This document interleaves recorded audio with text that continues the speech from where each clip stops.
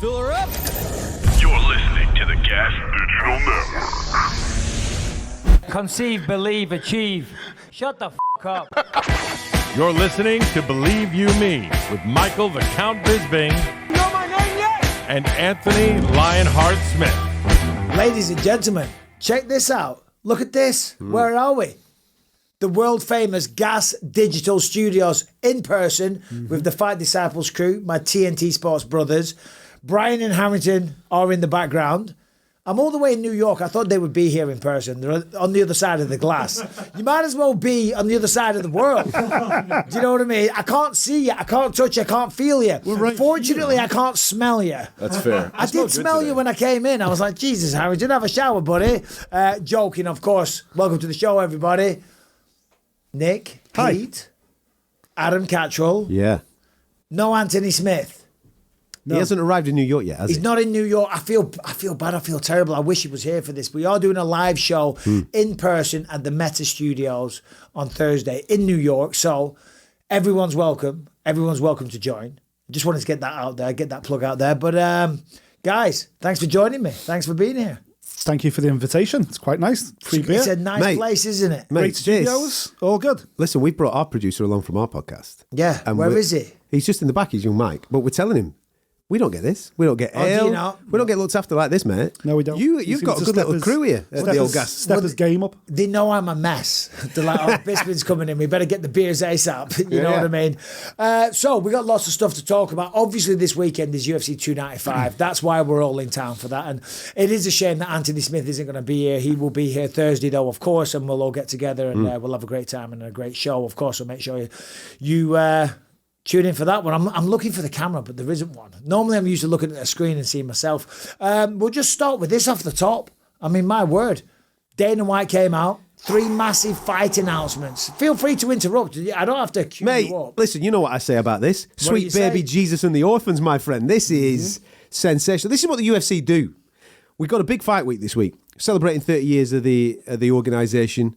You've got a fantastic light heavyweight title fight. From our point of view as British fight fans, loads of excitement about the co-main event, with it being the interim title fight in the heavyweight division. So it's a big fight week anyway. The eyes of the world are here. Everybody's looking. And then all of a sudden, whilst everybody's looking, oh, by the way, in 2024, we're going to kick the year off like this. Bang, bang, bang. And there's 3 absolute fantastic main events there, man. I'm excited about every single one of them, mainly because people that I believe deserve a title shot, that have earned the right for a title shot, are getting the opportunity for a title shot. And I think that's how the sport and the organisation should work. So credit to Dana today for dropping that news. I'm extremely excited about what's to come. Even before we talk about those 3 title fights, this is what the UFC consistently do.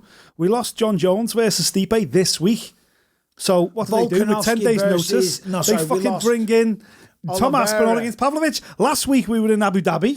In Abu Dhabi, they lose, two major fights. They bring in Kamaru Usman. They bring in Alexander Volkanovski. Like, we spend a lot of time covering boxing as well. Sometimes I think, why do we bother?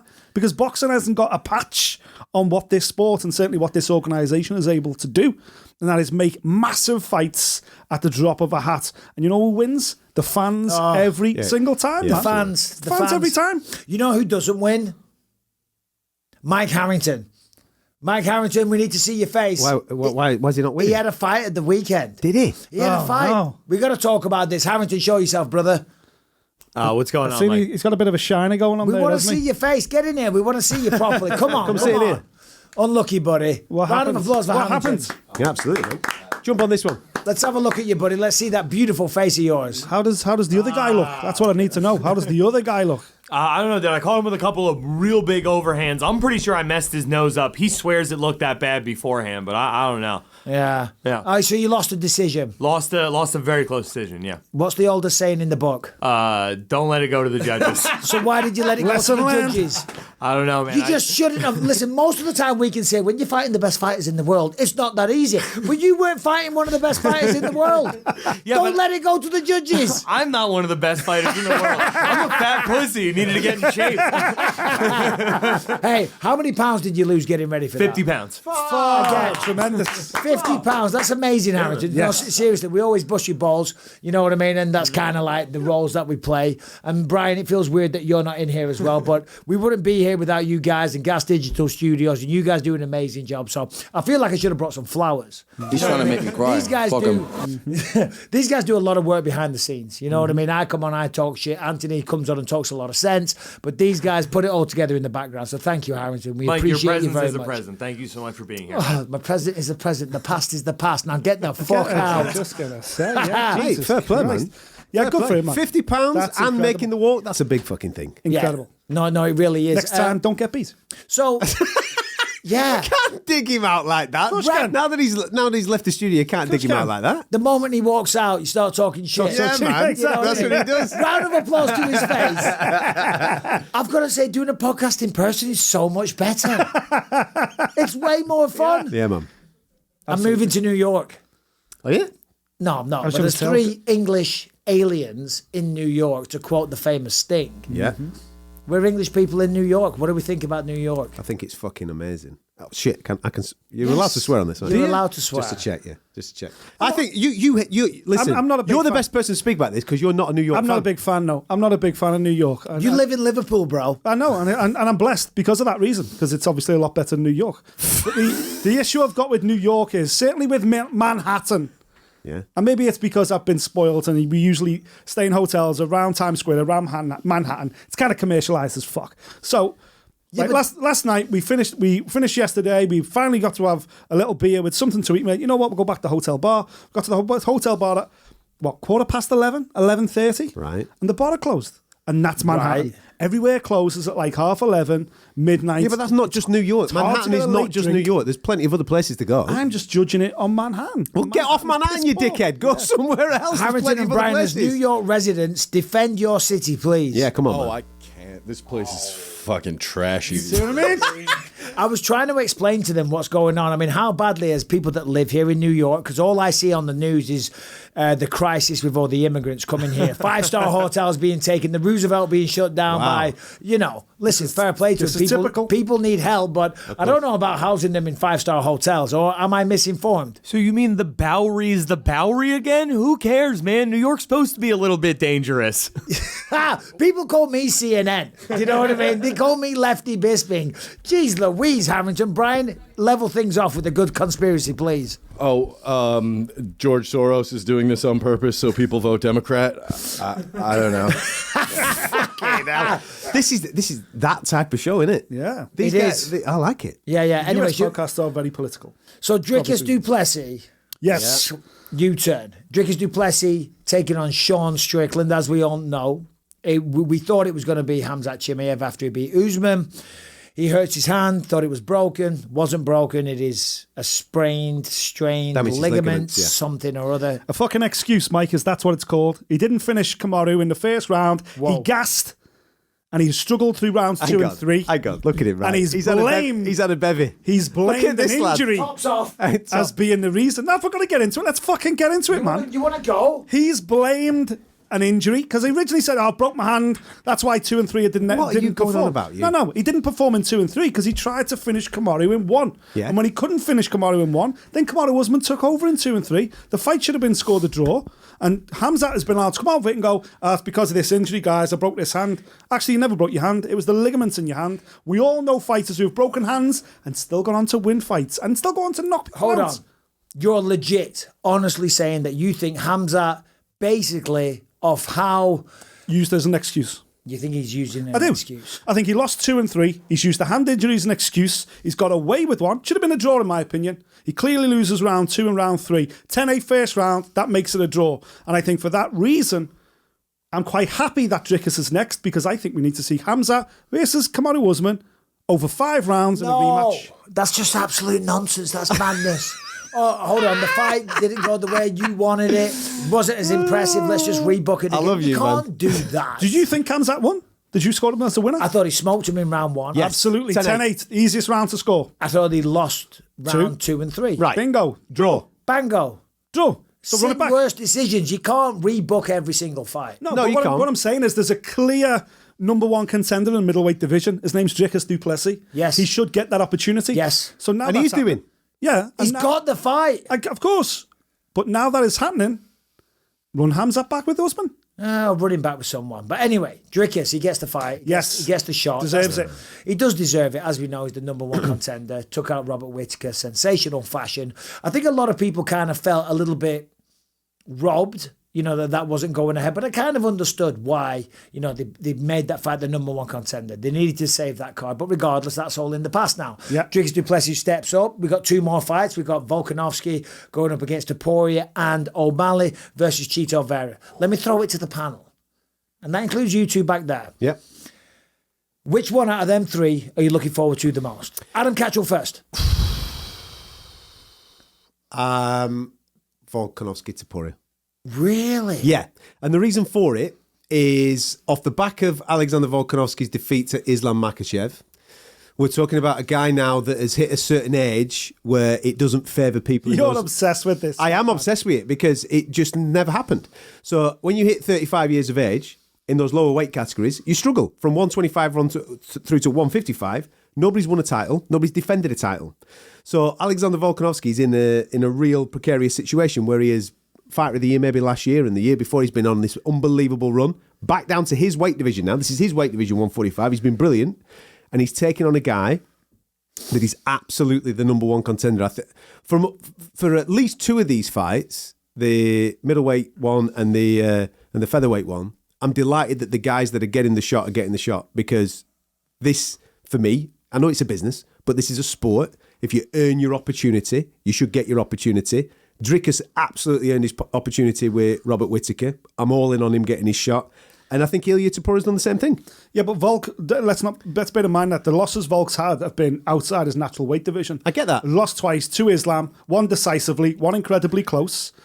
Went back at featherweight, right in the middle, when he fought Yeah, Yair Rodriguez, it was awesome. He was completely levels above. He's levels above. But he was everyone. 34 years of age then. Guys, I asked a question. All right, sorry. I didn't ask you to get into a full-on debate All right about then, it. all right then. I didn't ask you to hijack The one I'm looking show. forward to the most This is the Alexander Believe You Me. Volkanovski Topuria. Harrington, bring Done. back Anthony Smith immediately. We're being hijacked. They're taking over. We haven't even done the ad reads yet. There's no need. The Fight Disciple podcast brought to you by Michael Bisping. Shut the fuck up. To answer your question, Nick, which one are you looking forward Sugar Sean to? O'Malley versus Chito Vera. And the reason being, Yes. Chito has already beaten Sugar Sean in the past. And that's why I'm intrigued to see it, because the champion is trying to get rid of the 1L on his record, and it was legit as fuck. Whatever Sean might say, that was a legit loss, stoppage loss. Chito's flying. That's a massive fight. I've got to say, I'm shocked and I'm confused. With Do what? you want to know? Why do you think I'm shocked Tell me, and confused? tell me why, Michael. Well, I mean, lots of things shock me, and certainly lots of things confuse me. Let's be honest, not exactly the sharpest knife in the drawer. Now, when we're at home, Brian, you normally come in with some hilarious one-liners, some cynical comments, very, very sarcastic, and you just came in with a deadpan, Chito on O'Malley. That was it. I was expecting more. Oh, I'm sorry. I got questions in my other ear. It's a Tell whole them to shut the fuck up. It's a rare occasion. The boys are in town. We're all here. We need 100% focus. Should we do a quick Hang on, what prediction? about you? Another man. You only asked one of them there. Harrington? Come on. Herringbone. Poor Harrington. Flemington. Poor Harrington's lost the fight and no longer Yes, relevant on this yes, show. No one gives a fuck about his opinion anymore. Say, yeah, Harrington, don't say anything. You're dead to me. Oh, no. I'm fired up now. I was going to say Sean versus Chito, because I remember when those two were up against each other and they started to move into the center of the octagon, that's the most electric I've felt watching a fight at that weight class in the last 5 years. So that to me is the no-brainer. Okay. Dricus versus Sean, though. Yeah. That one, to me, Brian and I were talking about on the car ride over. I have no idea how that one is going to play out. Like, I have a strong lean in both of the other two fights. Strickland versus Dricus, that is, who knows with Dricus? I've never seen a man get beaten worse in the first round and come back and look unstoppable. The Terminator in rounds 2 and 3. I don't know how this fight plays out. That's amazing analysis. Very good job. But you know what I want to say? If doing podcasts in person is this much fun, I'm moving to fucking New York.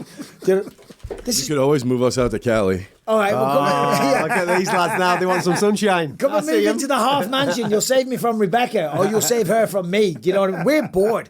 Kids are getting older, man. How old are your kids, guys? 10 and 7. 10 and 7. 7 and 9, just about to turn 9. Callum's 22, lives in San Francisco. Ellie's almost 21. pretty much lives with a boyfriend. I mean, she doesn't, but she's always with him. We never see her. Lucas is almost 14. Yeah. You know, So he doesn't need you no more. no, That's it, man. It's hard. He gets himself out of bed, makes his own breakfast, gets up at 5 a.m. every morning. Wow. We get out of bed and he's already up, he's dressed, he's showered, he's everything, he's downstairs. Oh, took your time, you're awake, guys. Had a beer last night, did you, Dad? I was like, look, listen, you little shit. Good lad. Do your fucking homework. Good lad. It's done. What do you think I am, a loser? So we're kind Go of... again. Speak to Beck. Go again. Oh, Mikey, go on, son. I'm getting the snip. This is the conversation. Let's go. Breaking news. No, Why? let's do it. What do you mean? Why? Every So, all right. female listener in the world just turned off at that point. Well, they've The hope is disappointed. gone. I like Well, this. I know. So listen, here's the conversation because we don't want another kid. Right? We've had kids since Beck was 18. I was 21. Yep. You know what I mean? So now we get a little bit of freedom. And the idea is, we're going to travel the world and all the rest of it. We're not. Everyone said we're not. No, you're going to graph your tits off. We're That's gonna- what you carry on. I'm going to do. be fucking sitting here talking to Harrington and Brian. Do you know what I mean? Doing my little YouTube videos and flying all over the place on planes. Yeah. Beck's going to be at home watering the plants, buying more birds and going crazier by the day. You know? So, but we don't want her to get pregnant. And so she said, you've got to get the snip. I like this. And I'm like, I don't want to do it. And she's like, why? It won't make you less of a man. And I'm like, I know it won't make me less of a man. Kind of will. I does, know. man. But let's be honest, it's a fucking hell of a bloodline to just kill off like It that. is. It is. That's like taking... Isn't that Polish royalty bloodline? It's a Polish royalty. My great uncle was the emperor of Rome. Yeah, man. I was the middleweight champion of the world. We're just gonna. It's like taking the finest stallion on planet Earth and chopping his dick off. Do you know what I mean? I can't do it. I can't. I owe it to the human I'm race. with you, bro. I'm with All you. these fucking libtards these days, love and it. men like me are getting a fucking snip. Yeah, you can't do it. Can't do it, man. Are you in? No. I went to have a meeting one time with the nurse about getting A this snip. meeting. I sat down with What the did he nurse. do? What did he do? This is a true story. They had a look at it and they said, "There's no point." You're not using that anyway, He son. hasn't had an order on him forever. Genuinely, yeah. I went down and the nurse came down to me and I said, listen, while I've got you, Well, I've got you. What else are you there for, you dick? I've been here for some... You for me dick. Hey, literally. So I was sitting down with her. I said, listen, I've had a chat with my wife. We've had kids. Blah, blah, all good. Filled 2 prams. Done my bit for humanity. I'm thinking about the snip. And she looked at me, deadpan, seriously, and she went, lad like you doesn't need the snip. What? Because you can't pull anyone. Basically, what she meant was, this... Yeah. It's too good to deny humanity. There's many women out there that would be It's a blessed gift. with this. Devil's avocado. You can't get laid. A lad like you doesn't need the snip because. Can't go anywhere. Yeah. You're not doing any damage with that. Oh dear. I'm really apprehensive about it. My missus One has of my mates had the snip, yeah, and then they tested him, and he was still Gay. He was still firing out. He's still churning them out. He's still firing out The bullets. fucking bullets. Yeah, So Rebecca Wow. said to me, "Don't worry about it because it's it's reversible. Yes. You know, if for some reason something changes, it's reversible, but it's not always like that because a close friend of ours that shall remain nameless, she's trying to have a baby. Yeah. She's getting to her senior years, and her new partner. And again, I shouldn't say too much, but her new So he's partner had a vasectomy, but now he's having it. vasectomy, and now he's trying to get it reversed, but it lowers the chances. Yeah, course. yeah. because you've cut the pipes. Well, you've soldered. They burn it, don't they? Yeah, they burn the pipe, yeah. Soldered the pipe. Then you've got to try and repair the flow. So you can imagine it's going to be kind of fucked, like chewing a straw and then trying to suck milkshake through a Can it- straw again. A paper straw. We can ask questions to like your audience here for people to put into comment section, yeah? Because I want to know. It's not a live YouTube. No, it's not. I know it's not. But I want to know when they cut the pipe, Yeah. right? Burn the pipe. Where does the jizz go? No, the jizz still comes out. It's still the same sensation. And I What? do Is it? believe. Well, wait a minute. Yeah, but Brian, look this up, please. can someone give us what happens If you to choke the the jizz? chicken, No, does no, it no. still... All they do is it's like if you imagine it's like a bomb on like Die Hard, and it's Yeah. at Yeah. the end and it's ticking down. It's like red or blue, red or blue, red or blue. All just right. like, just pull that one away. Red It's a bad still fires. analogy because the bomb will still go off, but fucking there's no blue wire. That doesn't work. But you see what I'm saying? They just like move one little piece of the So your circuit. bollocks don't get massive No, because you there's can- nowhere for it to No, go. obviously You can not. still ejaculate. Harrington has his hand up at the back. Go on. Harrington, sir. A man who's had a vasectomy still makes semen and is able to ejaculate, but the semen doesn't contain sperm. The testosterone level and all other male sex traits stay the same. For most men, ability to have an erection is unchanged. So it's just the soup. It's the soup. It's got no salt. It's got no seasoning. It's like that- English food. Yeah, damn right. So that's what they do. They solder the pipe which provides the seed, Yeah, but the actual flow is still there. apparently so. All right. So are you going to do it? Or you're not going to do it? Apparently so. I'm against it, man. I don't know. Not We'll see. against it. I'm uncomfortable. I with just think doing it's the somebody coming at you with a scalpel with your balls and your legs Yeah, are man. fucking, on man. stirrups. So this What one legs akimbo? This came from me saying this is really good fun doing a podcast in person. I might move to New York, and then now we're talking about this. All right, guys, we want to tell you about Waterboy, which is basically going to scientifically get rid of that hangover. Listen, it's Christmas that's coming up, whether it's a birthday party, a christening, maybe you're going to a football game or just enjoying a good night with the boys or the girls. After you've had too many drinks, the next morning it can be a nightmare. You might call in sick, you might let people down, you might lie in bed all day with an absolutely terrible hangover. That is where Waterboy comes in. It has 0 sugar and 3 times the electrolyte of liquid IV. Your hangover stands no chance. It has specific ingredients which go beyond just hydration to help with nausea, anxiety, and fatigue. And we all know that hydration alone isn't enough to get rid of the hangover. Now, most hydration powders are packed full of sugar that cause you to crash even harder. Not to mention, you've got to drink a lot of them to get the electrolyte replenishment. So, inside each stick, there is ginger for the nausea. That makes your tummy feel better. They also have L-theanine to help calm your nerves and reduce your anxiety. Maybe the best part about Waterboy is how amazing it tastes. Their most popular flavors include strawberry lemonade, lemon and lime, and blue raspberry. I love the lemon and lime. It's fantastic. You're going to actually want to drink these. Waterboy is also gluten-free, caffeine-free, dairy-free, vegan, and made right here in the US of A. And as a lot of things, they get worse as you get older. But your hangovers do not have to. Waterboy isn't a magic cure, but it's pretty close to one. So right now, take advantage of this tremendous offer. Go to waterboy.com/Bisping. You will get 15% off when you go to waterboy.com/Bisping. Going out, having a drink, enjoying yourself. Want to, be preemptive. You want to take care of it. You want to be forward thinking. You want to take control of the situation and not feel like shit the next day. Go to waterboy.com/Bisping and save yourself 15%. Harrington, do you want to throw, or should we talk about the main event at the weekend, the fights in Brazil? Sure. Do what you want, man. Well, shut the hell up for a second. You brought up getting your fucking balls cut. Just 1 second. Getting neutered like a cat. My balls are getting cut right now. I'm getting neutered right now. Do we have to talk about the main events? Because it was fucking awful. Jeez. Well, Dominic Cruz loved it. Well, he would. Why? Because it was boring as hell. Stop it. Dom's great. I love Dom. Don't get me wrong. But You can sometimes he can go OTT over the technicalities. Just look at it from an observer. Someone sitting there at home who's paid for their pay-per-view or whatever. I know it was part of packages. But if you're sitting there watching, you've watched some fights, you've got all the way to the main event. It's fucking Derrick Lewis against Jailton Almeida. Either he's getting tapped or he's getting knocked out. And you're sitting there going, no judges required. And then for 25 minutes, Jailton Almeida just sat on him. Yeah. Rubbish. He dropped the ball, man. He dropped the ball because at the end of the day, this is not a BJJ fight.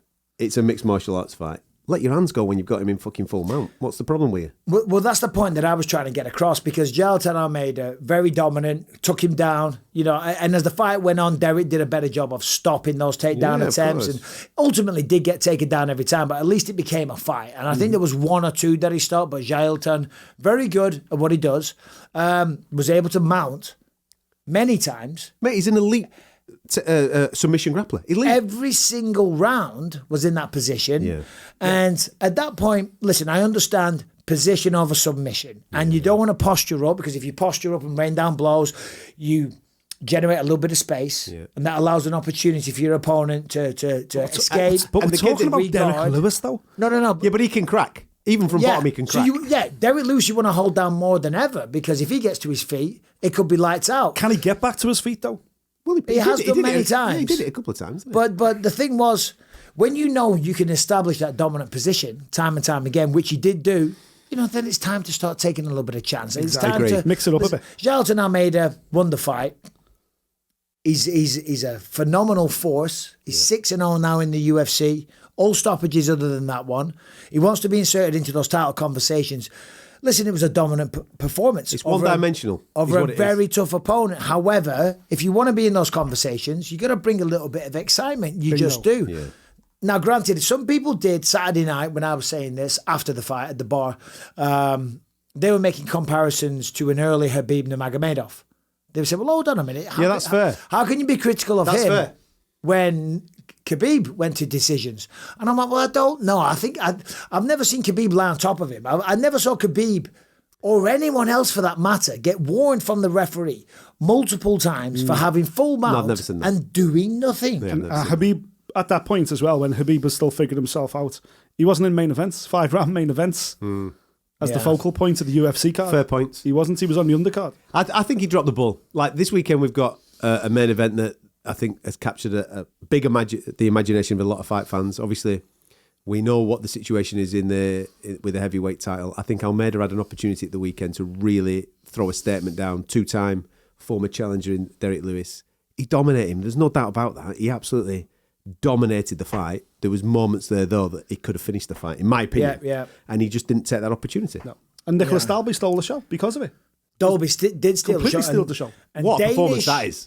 Dynamite Dolby Mate. was going to be on the show today. Oh, If we were in our usual scenario, then he'd be joining us. And he mate, was what a reaching character out. he'd have been on much better than me and him. What are you Well- playing at? You should have got him on. Yeah. Well, he's not here. He's in Brazil. Oh, right, okay. He's still, Yeah, he's what, in is he Bra- taking a little holiday, is he? No, he's not. He's flying home later today. But right. he did Helwani's show and he was going to do mine as well. But then when I thought, with this dynamic, Yeah. it won't be quite the same with him coming in there. You know what I mean? Fair enough. Next week, get him on. yeah, He's better than us. I He's a know I'm diamond. going to. It's arranged. But he was amazing. He was absolutely fantastic, amazing. mate. He was supposed to lose. He was brought in to lose, let's be Yeah, honest. against Gabriel Bonfim. Bonfim's Absolutely. a rising superstar. He's got a ton of finishes. And Nicholas Dalby, that was his first ever finish in the UFC. So let me tell you this. What a moment. I actually apologised to Nicholas Dolby on the post-fight show, before the post-fight show, off air, and again at the bar. I really had a long talk with him because I thought his performance was really inspirational. Because as you said, Bonfim was the guy with all the hype. I think he was 15-0. Yeah. All finishes in the UFC very, very quickly. You know, Dolby's had a great career. He's been chipping away, but he's kind of flown under the radar a little bit. And it started off really well for Bonfim. He was landing a lot of shots, and it looked like it might have been a really tough night for Dolby. Of course, he was competitive. It wasn't one-way traffic. He was walking him down. He wasn't deterred, but he was losing. Took a hiding. Got taken down, took some heavy shots, but then in round 2 completely flipped it, walked him down, punished him. The tie clinch work was absolutely beautiful. Experience, mate. He knew what he was. I think in the first 5 minutes, his experience kept him in that fight because he knew that what Bonfim was going to do. Bonfim comes out and he tries to finish you in the first round. He stayed in the fight through experience, and then in the second round, he took over. So then on the post-fight interview, I said, oh, you took a lot of damage in round 1 and then you turned it round. And then in the second question, I referred to damage again.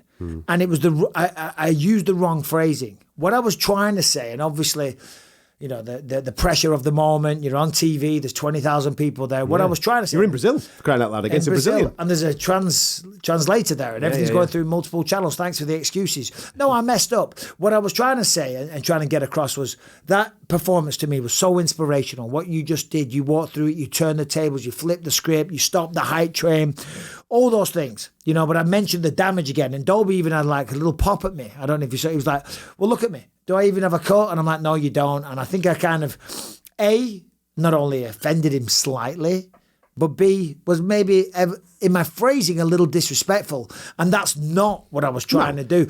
So I said to him afterwards, I said, brother, I'm so sorry. I said, I thought what you did was phenomenal. I just used the wrong phrasing and maybe in the spotlight of the moment chose the wrong words. I said, because what I was trying to do was illustrate what a warrior you are and how fucking amazing that was, what you did. So yeah, I mean, Nicholas Dolby, it's crazy. I think in his last 13 fights, he's only lost one. Yeah. Which was to a guy on steroids that failed a test. Yeah. He's flown under the radar. Mate. This is his second time in the UFC as well. He got Yeah, cut loose yeah, by the UFC, and now he's back in. He's a phenomenal fighter, and he's been on a journey as well. Like personally, he's had a lot of psychological issues, mental health issues. For him to fly out to Brazil to produce that kind of performance, to weather that storm in the first round, and almost consign that first round to go, okay, kid, you're having your moments. This is what it's all about. The fans are here for you. They're cheering for you. You're the undefeated guy. Have your round. And then come on to the second round and go, okay, my time now. Let me have a go now. No, it was brilliant. And he will be joining the podcast soon. So do you see what I just had to do? And the phone's not on camera, thank God. But I had to flip it over. like What's the reason for like that? this. Well, because my vision's not great, so I have the text super big. So people can read your text whilst Well, on screen. when I'm commentating, sometimes they do what they call a working man, and my phone's there like that, and then bing, the text pops so your up. missus says, what we having for tea tomorrow? Yeah, or maybe worse. I'm like, oh shit, flip that over. Don't want anybody seeing that. You know what I mean? Harrington, Yes, sir. What's going on? there's many non-MMA stories. There's a few. Now, well, there's a lot. Outside of MMA, there's a lot of things going on. Nick and Adam, and we're not getting into it. They wanted to get into something that related to the horse video, which was briefly discussed last week. No, it's random. You did. You're obsessed. I wouldn't say obsessed. I've not seen it and I don't want to see it. Yeah, I've well- heard enough about it. Nah. You were not seeing it, and we're not talking about the story related to that. Okay, okay. Nick's obsessed with that one. Good. The Amsterdam story. The woman Yeah. apparently the giving a hen- blowy hen- to her dad. We're not getting into it. Okay. But Harrington, give us a story. Throw something at us. Something great, something insightful, something that really sparks a debate. All right. Well, I mean, how about this for a debate? If you were a billionaire, would you train for an MMA fight? Oh, God. Give us the deets. Give the people the deets. Mark Zuckerberg shared Oh, a I thought photo. you were talking about Connor. I thought you were talking about Conor McGregor.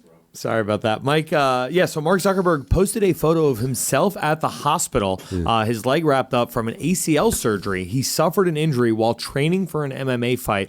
He says he still plans on going through with it once he is healed up next year. No, thank you, Harrington, because that is a good one, actually, and I'm glad you brought that up because I do have my thoughts, but as I was thinking, as Harrington was reading that out, I kind of second-guessed myself because... Is this the Elon Musk fight? Or Well, no, listen, we don't know that for sure. No, he's training for something. He said he's training for something competitive. Well, he's training because he enjoys it. Yeah, You know, great. he does jiu-jitsu and all the rest of it, and now he's training for a fight. Excuse me. Turns out when you drink beer, yeah.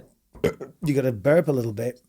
Just so YouTube knows, that's definitely apple juice. Oh, yeah, no, the apple juice is carbonated.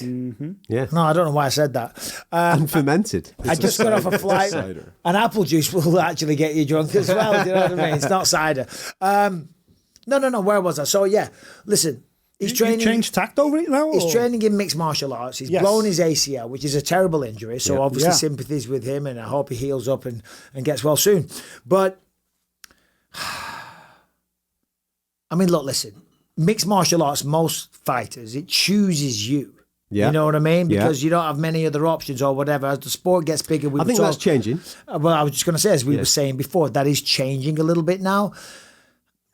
And this is why I was backtracking on my own thought, because I was going to say somebody like Mark Zuckerberg doesn't need to be doing this, doesn't need to be trying to prove himself, doesn't need to be going out there. But you're coming at it from your angle. No, I know. I know. Where you were at as I was personally. You're a thinking, I'm prize like, fighter.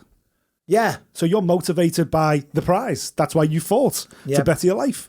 Whereas his life's sorted. He's already a billionaire. He's already financially secure. But he loves the sport that much That's why I was backtracking. that he wants to train in it. It's like anyone that plays football recreationally, baseball, basketball. It's like going someone, oh, you're a fucking high-flying banker on Wall Street. Why'd you play basketball at weekend with your mates? He plays because he loves it. All right, now this is just a devil's avocado situation, just kicking the ball around.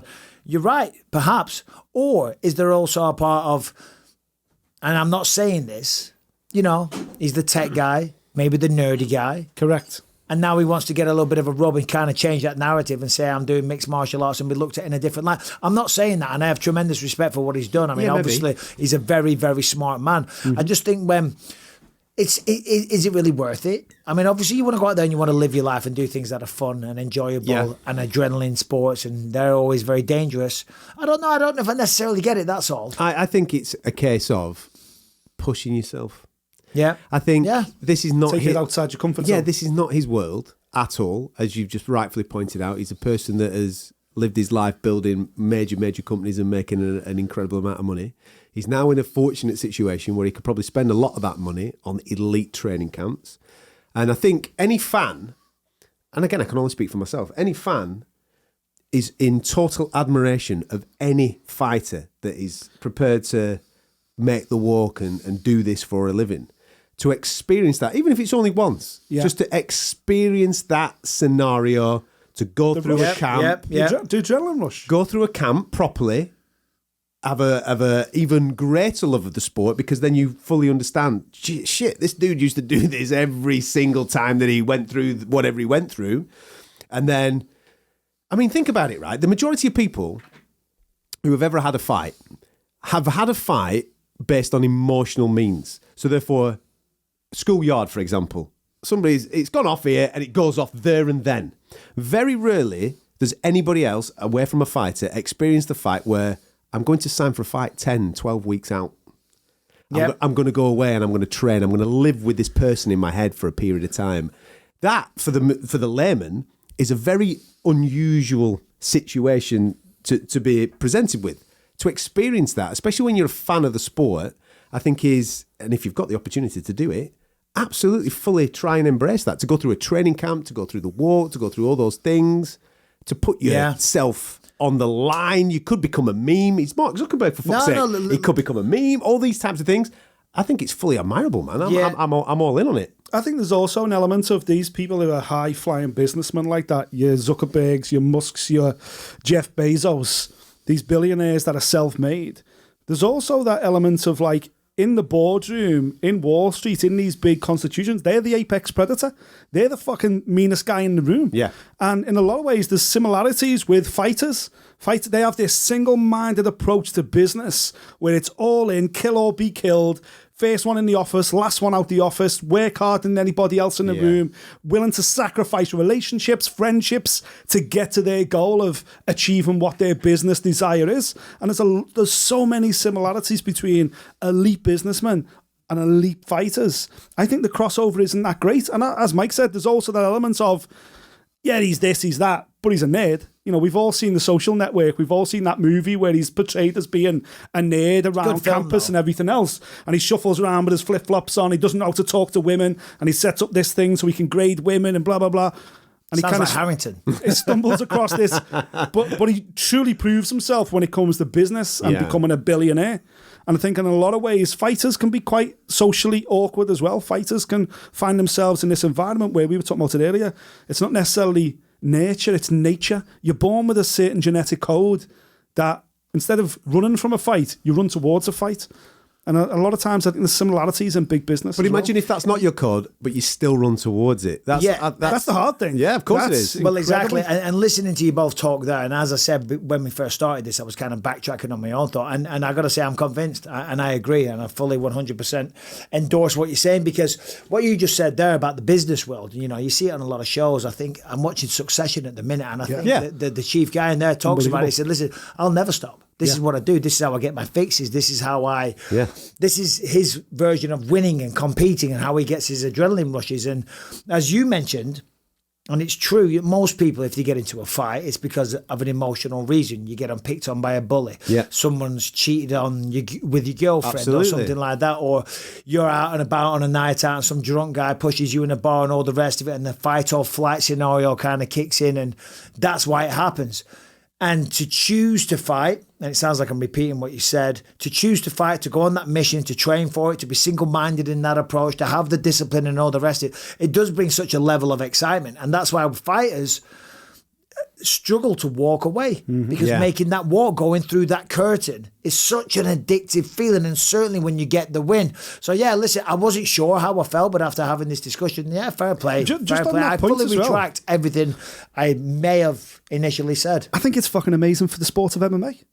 Because he's chosen this sport. It's taken it into boardrooms around not just Silicon Valley, but boardrooms around the world who are in business, mixing business, big businessmen, and people are talking about the Zuckerberg Musk thing, maybe as a bit of a joke, tongue in cheek, but then what they're doing is, or certainly Zuckerberg is doing, because he's training so much, is he's making it acceptable to a completely different type of society who are going, all right, okay, so he doesn't play basketball, he doesn't play baseball or football, he trains MMA. Well, okay, that's the UFC thing, right? Well, what is that? Well, actually, it's a mixture of martial arts. All right, okay, well, I remember that when I was a kid, and I think it just brings it into a different conversations in different parts of society. I think it's brilliant for the sport. I really do. But hold on, you do realise that Elon Musk, all he would have to do is lie on you sideways and spread his weight in such a way you wouldn't be able to get up. But he wouldn't know how to do it. But did you see that conversation with Rogan? Yeah, of course. Yeah. He said, I'll lie on you and I'll spread my weight in a certain type of way. And Rogan's like, They call it the walrus. Yeah. Until Zuckerberg sweeps him. But mate, I'll be honest with you. In my time, there's been a few walruses that have led on me in my. They sound like a rough That's night enough down about your Atkinson. personal life. That's Blackman. That Back when you were single. long time ago. When did you and Harrington sleep together? Yeah. Oh, do you know what? Fair play to Elon Musk, because actually the flip side of it, because I was like, I don't know, maybe thinking, he's doing it for the wrong reasons. Actually, it should be applauded because you're testing yourself, and this is the ultimate test. In a weird way, from Zuckerberg's point of view, and there's so much pressure on him as well. Huge. So much embarrassment that can be brought to him. I kind of like that element of it from his point of view, and I can only speak from my own point of view of being on mats and enjoying martial arts to a certain extent. I kind of like the feeling of being humbled a little bit. Do you know, that sounds really weird. That you obviously, people compete to win. I get that completely. But from it, he's used to winning consistently. Yeah. Consistently winning. Getting away, being the top dog. When someone actually brings you down a peg or two, Chokes you out. well, it makes you. Sixth time in one session. Okay. But it makes you think It's a a humbling certain different experience. way, and it makes you There grow. he is. It makes you grow. Yeah, but the ACL, I mean, that's an injury that can last with you that's for a big. long time. That's big, man. It takes a long time to recover from Now, is that because he's pushed too hard, Mike? Yeah, well, so we did a segment on Fox Sports a long time ago when the UFC was on there. And we had a knee specialist on there, and I forget the exact science of it, but basically what he said, and he gave a diagram, and he painted something like a triangle and a teepee, and he said people have two types of a setup inside the knee, and I'm butchering this completely, but the gist of it is somewhat correct. He said some people are just genetically predisposed to blowing your ACL. He said there's a certain type where, and then something happens in the knee, it goes forwards and back, it will slice your tendon. Simple as that. Some other people, it isn't built like that, and it's pretty much impossible. Wow. And I think I must have that one because my knees have been destroyed, but I've never come close to blowing an ACL. But some people just can, and some people can't. Right. Okay. Just because of the way their knee's built. But either way, it's a serious injury. But celebrity matchmaker time, he wants to test himself. He wants to be the real deal. He wants to bring in Volkanovski, Israel Adesanya. He wants to bring in Habibs. He wants to get coached off the best people. Who's he going to fight? Do you put him with a Harrington? Do you put him with an Adam Catterall? Do we put him with a low-level, entry-level UFC fighter? Because he wants to be taken seriously, just for the sake of... Oh, no. I don't... Listen, I'm against it. Would you fight Mark Zuckerberg?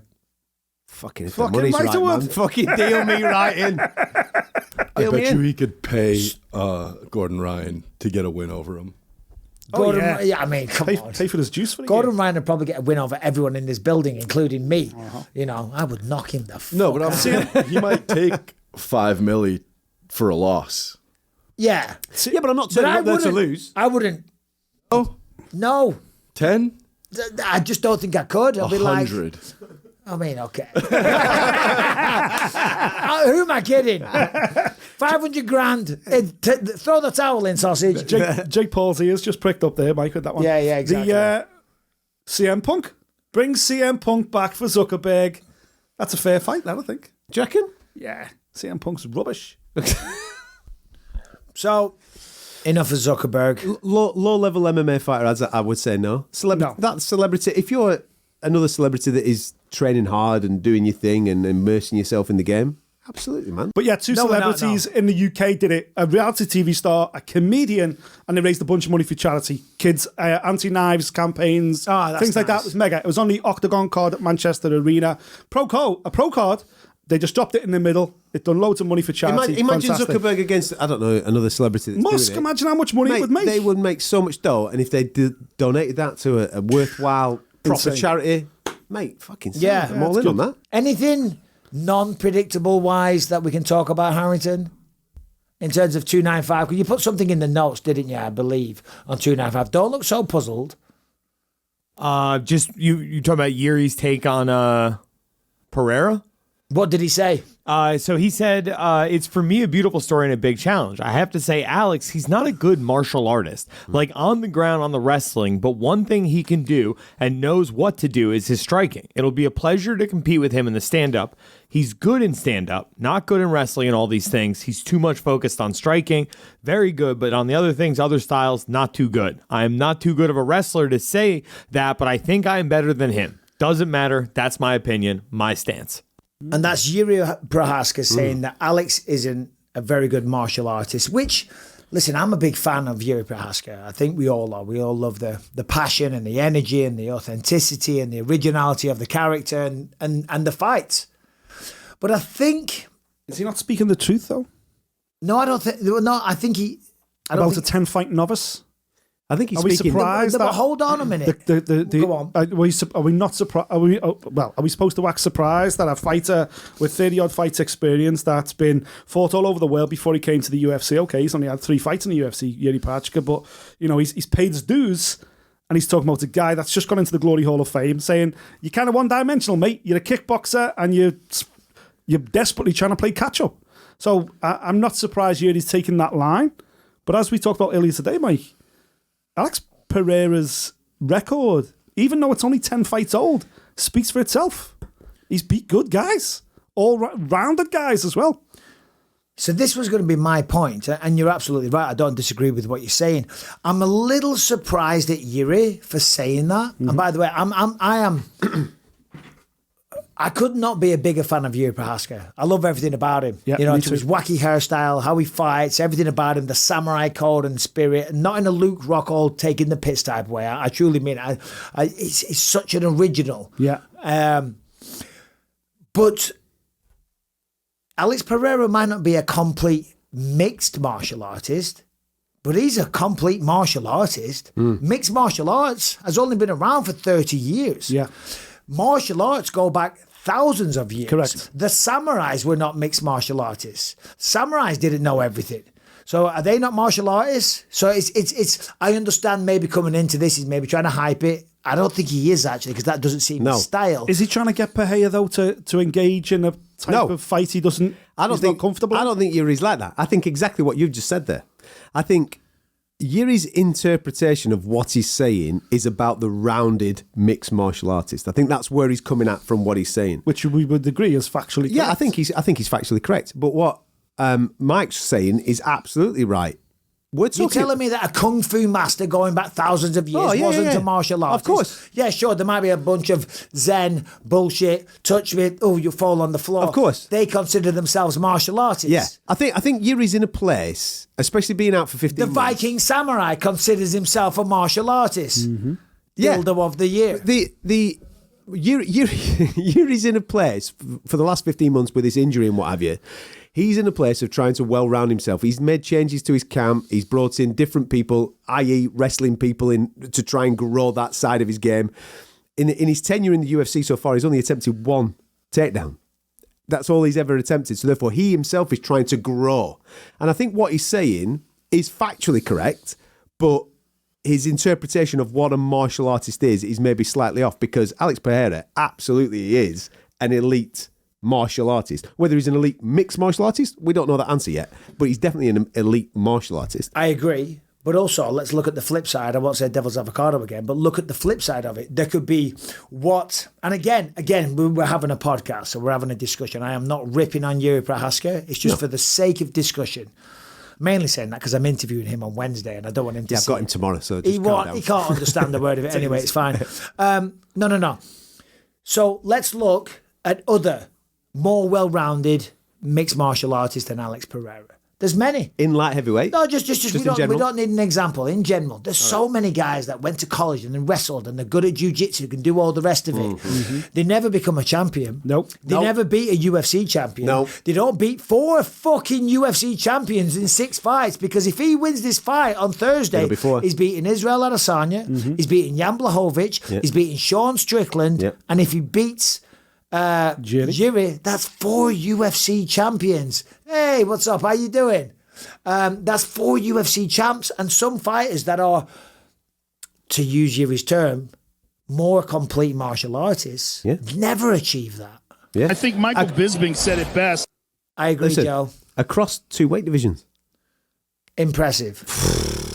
When you look at that, though, only one of those fighters really was a complete mixed martial artist, because even though Sean Strickland, the win over Sean Strickland, the win over Israel Adesanya, they're very much striker based. They're stand up fighters. Jan Whereas Blachowicz. Jan's got the ground game. Jan's the anomaly. Sean can do a bit. Sean's Sean's got no wrestling. He's got no wrestling now. Let me tell you a story. So when I first met Sean Strickland, I went up to Millennium MMA, Inland Empire. I went up to train with Lorenz Larkin, a great striker, great fighter, a good friend of mine, came to my wedding. Went up to spar with him. Sean was in the room, never met him before in my life. Instantly thought, who is this cocky bastard? Because he is, he's cocky. And so am I. So you know what I mean? Sometimes Bit of a two clash. cocky motherfuckers, they clash a little bit. But we're having a spar, and it's all well and good, you know. And it was a decent spar. And at the end of it, when we finished sparring, he goes, and I'd never seen the guy, I'd never heard of him. And as we know, he's now the middleweight champion of the world. At the end, he's come a little closer. He goes, hey, I'm even better on the ground. He goes, I'm even better on the ground. And I'm like, what do you mean? I just fucking kicked your ass. He goes, yeah, I'm just even better on the ground, just so you know. It was a good spar. It was a good spar. And it turns out he was even better on the ground, because he is legit on the ground. So, to your point, Alex Pereira But he'll beat stand him, the bank. knocked him out. Yeah. Yeah, he will, but He fought the wrong fight against Alex Pereira. But listen, You can't diminish Pereira's wins. I don't want to diminish Pereira's wins. The other elements, maybe Jiri said it to go, well, you're not a proper rounded mixed martial artist, you're just a striker, pal. Is that a way of trying to get Pereira to go, well, I'll show you, I'll grapple with you? To suck him into But that whale just- where Jiri goes, haha, dickhead. Just playing devil's advocate of what Jiri fully said on that. say it, devil's avocado. Devil's avocado, whatever you It's just an said. avocado. Avocado, it's like a green. Where do avocados come from? Plants. Avocados from Mexico. Thank you, Harrington. Just to play that, what Jiri said, obviously he has made a reference to him being a mixed martial artist, but he paid so much credit to the I don't know striking why that ability. made me laugh so much. He wants to strike with him. He believes that he can live with Alex Pereira when it comes to the striking element of stuff. He paid so many compliments to Alex Pereira as a striker. Listen, we're all fight fans. We don't want him to see. I don't want to see him grapple. I want him to see him knock fuck out of each other. That's what I want to see him do. I think what Jiri's saying now is, I will stand and bang with you, but if it starts going your way, I'll take you down and I'll do to you what it did to you. But that's what this game is. And that's mixed martial arts. Yeah. That's mixed martial arts. That's mixed martial arts. It is mixed martial arts, and Jiri, again, if you see this, we're not criticising at Absolutely all. not. Not at all. It's a very interesting conversation topic. It is. I'm going to throw a topic out there that wasn't in the notes, and Harrington and Brian give this Here some we go. thought as well. 'cause Here no, comes no, the horse. No. It's nothing to do with the horse. It's mixed martial arts and UFC related big time. And I want you guys to think about this, because I want to hear your takes, because you're a big part of the show. It is this weekend the 30-year anniversary of the UFC, which is an unbelievable milestone, Mental. especially when you consider that where the sport started, it was considered human cockfighting. It wasn't allowed on TV. The company almost went bust. Dana and Lorenzo put like $45 million of their own money into it. If anyone doesn't know this story, it's very well publicised, but if they don't know it, the final last thing they were willing to put money in was The Ultimate Fighter. That was the turning point. It became a profitable company. Thank you very much. I was on season 3. Then it got on Fox Sports. It sold for $4 billion, and now it's this massive worldwide juggernaut. So the story is phenomenal, and it should be a movie one day. 30-year anniversary. Biggest story to come out of mixed martial arts in the last 30 years. Now, I don't even know what mine is. It just dawned on me that we should talk about this. Right. 30 years. I'm going first. Biggest story. I'm going first. The biggest story in the last 30 years. I'm going first. No. Let me preface. Does it have to be the biggest news-breaking story? Does it have to be the most shocking? Does it have to be the most relevant to the evolution of the sport? Yeah. Just to you, one thing that stands out. The biggest story that has come out of mixed martial arts in 30 years. Francis Ngannou. Ah!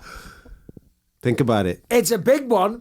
From a sand mine to swimming oceans, climbing mountains, Homeless. homeless in France. UFC champ. Hang on. Saudi Arabia. Hang on. Tyson Fury. Went to France, a place where MMA was banned. Not allowed to do it in France, man. He's doing his thing. He's making his way. He's doing whatever he's doing. He comes to the UFC. This kid then becomes the heavyweight UFC champion of the world. Fails first time, rebuilds himself, comes back, beats the greatest heavyweight champion that we've ever seen in Stipe Miocic, becomes the main guy, then backs himself, goes off, has 18 months off, has reconstruction surgery on his knee, and within 18 months takes on the best boxer on the planet today, and for many of us, beats him.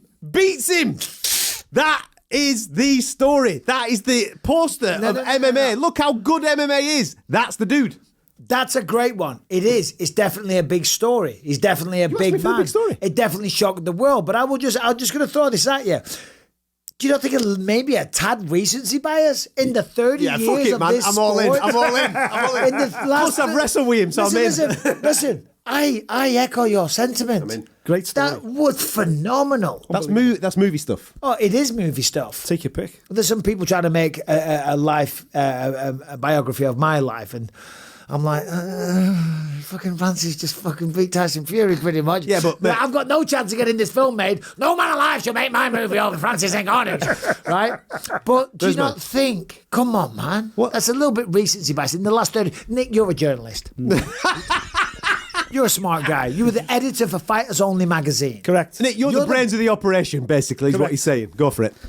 Fucking hell, there's so many. That's the problem. Oh, here they the go. followers. At least I give you an answer, Mike. I went straight in. Boom. There's so many. That is the problem. There is so many. I think one thing that gets overlooked is the impact that Ronda Rousey and women getting introduced to the UFC had on world sport in general. CNN. It was a women diversity. No, what is it, Harrington? Brian, what did they call it? DEI or something? Diversity, inclusivity. Yeah, DEI. It's diversity, equity, and inclusion. We're hitting those target points today. It's just some Karl Marx DEI. nonsense. Let's go. And that was all based on Dana White coming up and saying, obviously, women will never be in the UFC, blah, blah, blah, never happened. And Ronda's meteoric rise through Strikeforce as a former Olympic medalist, armbarring everybody, comes into the UFC, beats Liz Carmouche, then suddenly the floodgates are open, and not just in MMA either, in boxing. Yeah, it's changed. Up until that point, you're right. No one give a fuck about women's boxing. Yeah, you're right. I don't care. There was the anomalies like Layla Ali, Muhammad's daughter and all that kind of stuff, and Holly Holm was the best boxer in the world, never fought outside of Albuquerque in front of a couple of 100 people. Yeah. Nobody give a damn. What year? What year did Ronda pop? What year was the year that Ronda really popped in the UFC? 2013, 14, something right. like So that. in and around the London Olympics, when we were experiencing a little bit of Katie Taylor vibe. So therefore, Katie Taylor in boxing then starts to pop. But there was no real pro scene for it. I get it. Ronda popped in the UFC. They're fighting 25-minute main event fights on pay-per-view events. Yeah, I get it. And suddenly the floodgates open then in boxing. And now we're seeing Katie Taylor, Chantel Cameron. Yeah, it's massive now. Women's boxing is as big as men's boxing now. And that is, honestly, that is down. That can be traced back. And look at how many female Ronda fighters Rousey. off the back of Ronda have come through the UFC. I mean, obviously, we've mentioned many, haven't we? With Weili and Joanna and now Amanda Nunes and all these. Exactly. Yeah. All right. That's a story. That's a big story. I get you that. It's a story. Come on, Mikey B. And that's a good one. No, it is. And the inclusion of women and the impact that they've had on the sport is no doubt a marvellous thing. And certainly when you consider that Dana went out there publicly and said, women will never fight, they will never fight. And then she came over, took over the sport. Certainly the female version of Conor McGregor, for one of a better comparison. Mm-hmm. Harrington and Brian, give me yours. I mean, this one's easy, right? And help me out. Please do better than fucking... No, I got he this. comes out with Francis Ngannou. He comes out with Ronda Rousey. What's wrong do you with know that? what I mean? There's nothing wrong with it at all. Okay. I'm busting your balls. They're real great additions. Pressure on now. Brian, just edit those bits out.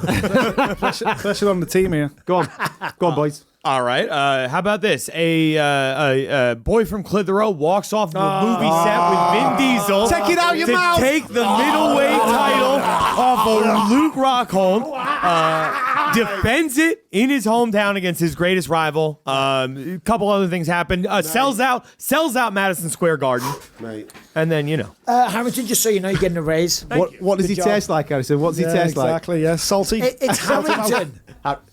You've been calling him Harrison. Yeah, is that not... Harrington. Apologies, Harrison. I like it better the other way. Yeah, Harrison. That's it. Harrison, Flemington, Herringbone. Brian. Come on, Brian. Maybe the most significant thing to happen in MMA over the last 30 years is The Ultimate Fighter Season 1. That's a good one. Undoubtedly. I think without that, there is no UFC. We wouldn't be sitting here doing what we're doing today. He's just fucking won, hasn't he? He's won with that. Yeah, well, no, that's the type of thing I was looking for. Well, that wasn't a story.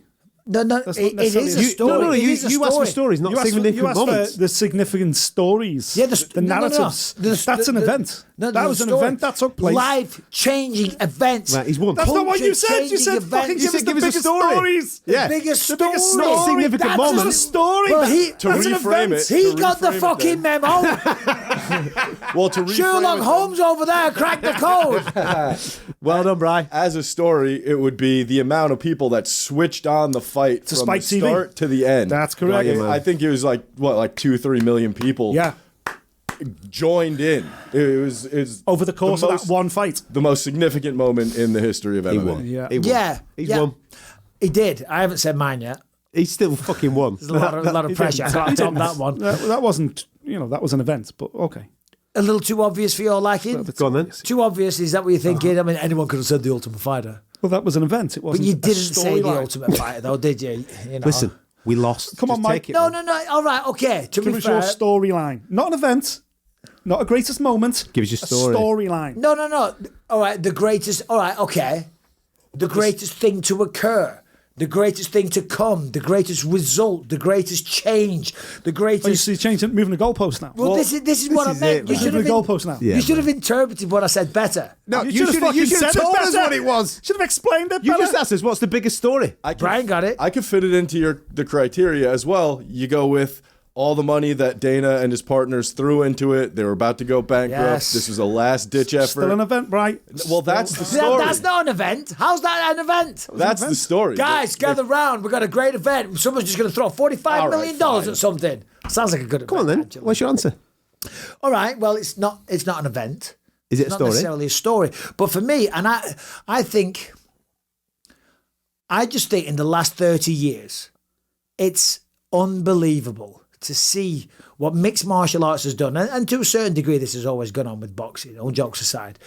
It's happened with boxing, but to see, and I'll use myself as an example, but there's so many fighters, you know what I mean, that have been rescued and saved from a life of depravity, a life of crime, a life of getting in trouble, a life of having no path, no career goals, no ambition, and just a life of boredom and depravity and jail, alcohol abuse always. or jail or drugs and no hope and dead-end fucking jobs for minimum wage, and all of a sudden it spawned this whole culture.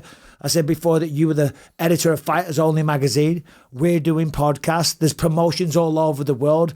We've got so many multimillionaires. We've got people like Conor McGregor, Ronda Rousey, Francis Ngannou, household names, Anthony Pettis on fucking Wheatie boxes. You know what I mean? People flying around the world in private jets. Do you know what I mean? Just look at what has happened. All right, and granted, maybe not the story, maybe not the right words, but just look at this whole culture. That's legacy, isn't it? Phenomenon. What you've just said is legacy. This legacy. There's this whole new avenue of lifestyle. Magazines, gyms, and look what it's done for martial arts. Look at how far martial arts has been advanced in the last 30 years. For thousands of years or hundreds of years, martial arts was stagnant. They were stale. They didn't move. They didn't progress. They didn't get better. A lot of it was utter horse shit. A lot of guys that dedicated themselves to martial arts would be laughed at if it went down in a pub and someone grabbed a beer glass and went, fuck off, knobhead, on your head. That'd be it. And granted, that's never good, regardless of how skilled you are.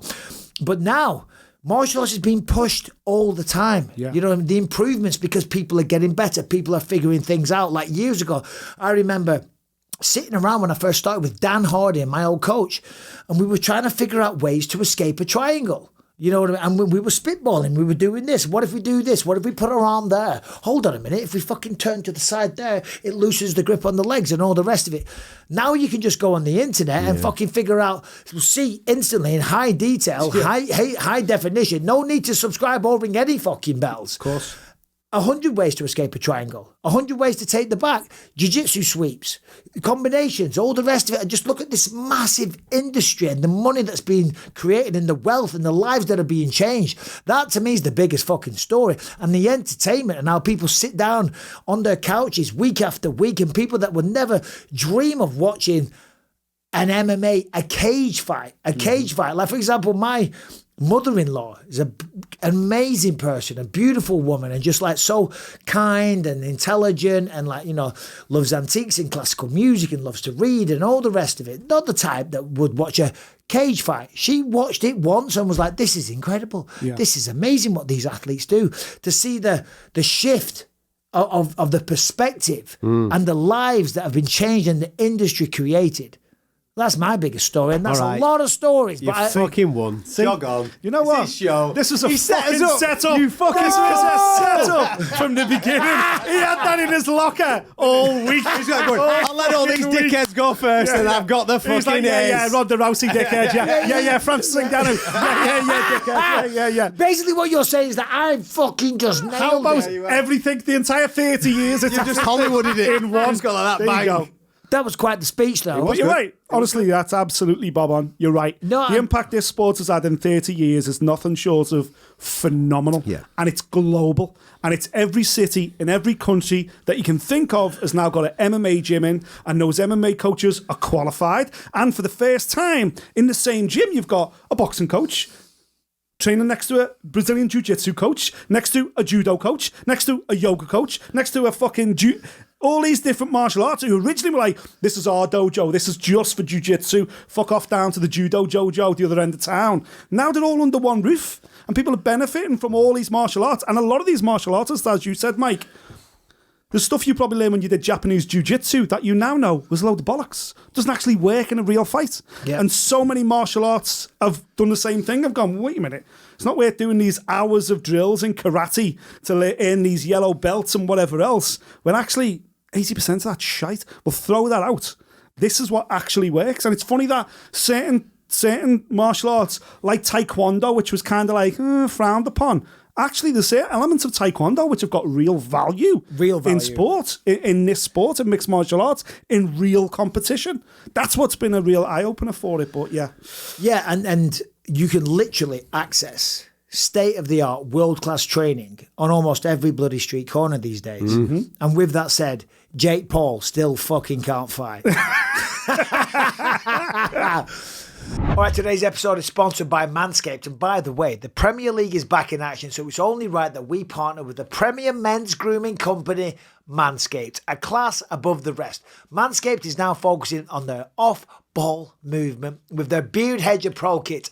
Manscaped is known for their elite ball skills, just like Harrington, but with the Beard Hedger Pro, they are helping people notice that pretty face too. So whether you're Lionel Messi down south or just focusing on looking sharp like Ronaldo, you can get the best men's grooming products at manscaped.com and get 20% off and free delivery with our code Bisping20 at checkout. The Beard Hedger Pro is now available worldwide, so men from La Liga to Serie A can get immaculate facial hair to match the boys downstairs. The Beard Hedger Pro trimmer is a juggernaut of fixing faces. First off, this waterproof cordless trimmer has a rotary wheel that gives you 20 haircut in length, all with one guard, so no more messy drawers, full of extra add-ons. That is correct. Also, by the way, it's waterproof. It has a titanium coated T-blade. It is tough on the hair, but smooth on the face. Just because Manscaped has moved from the groin doesn't mean that they have lost track of the ball. They still have the Lawnmower 4.0. This trimmer is simply the best hygiene tool to help you keep the grass on the pitch the perfect length. Yes, that's a play on words. The Lawnmower 4.0 ceramic blade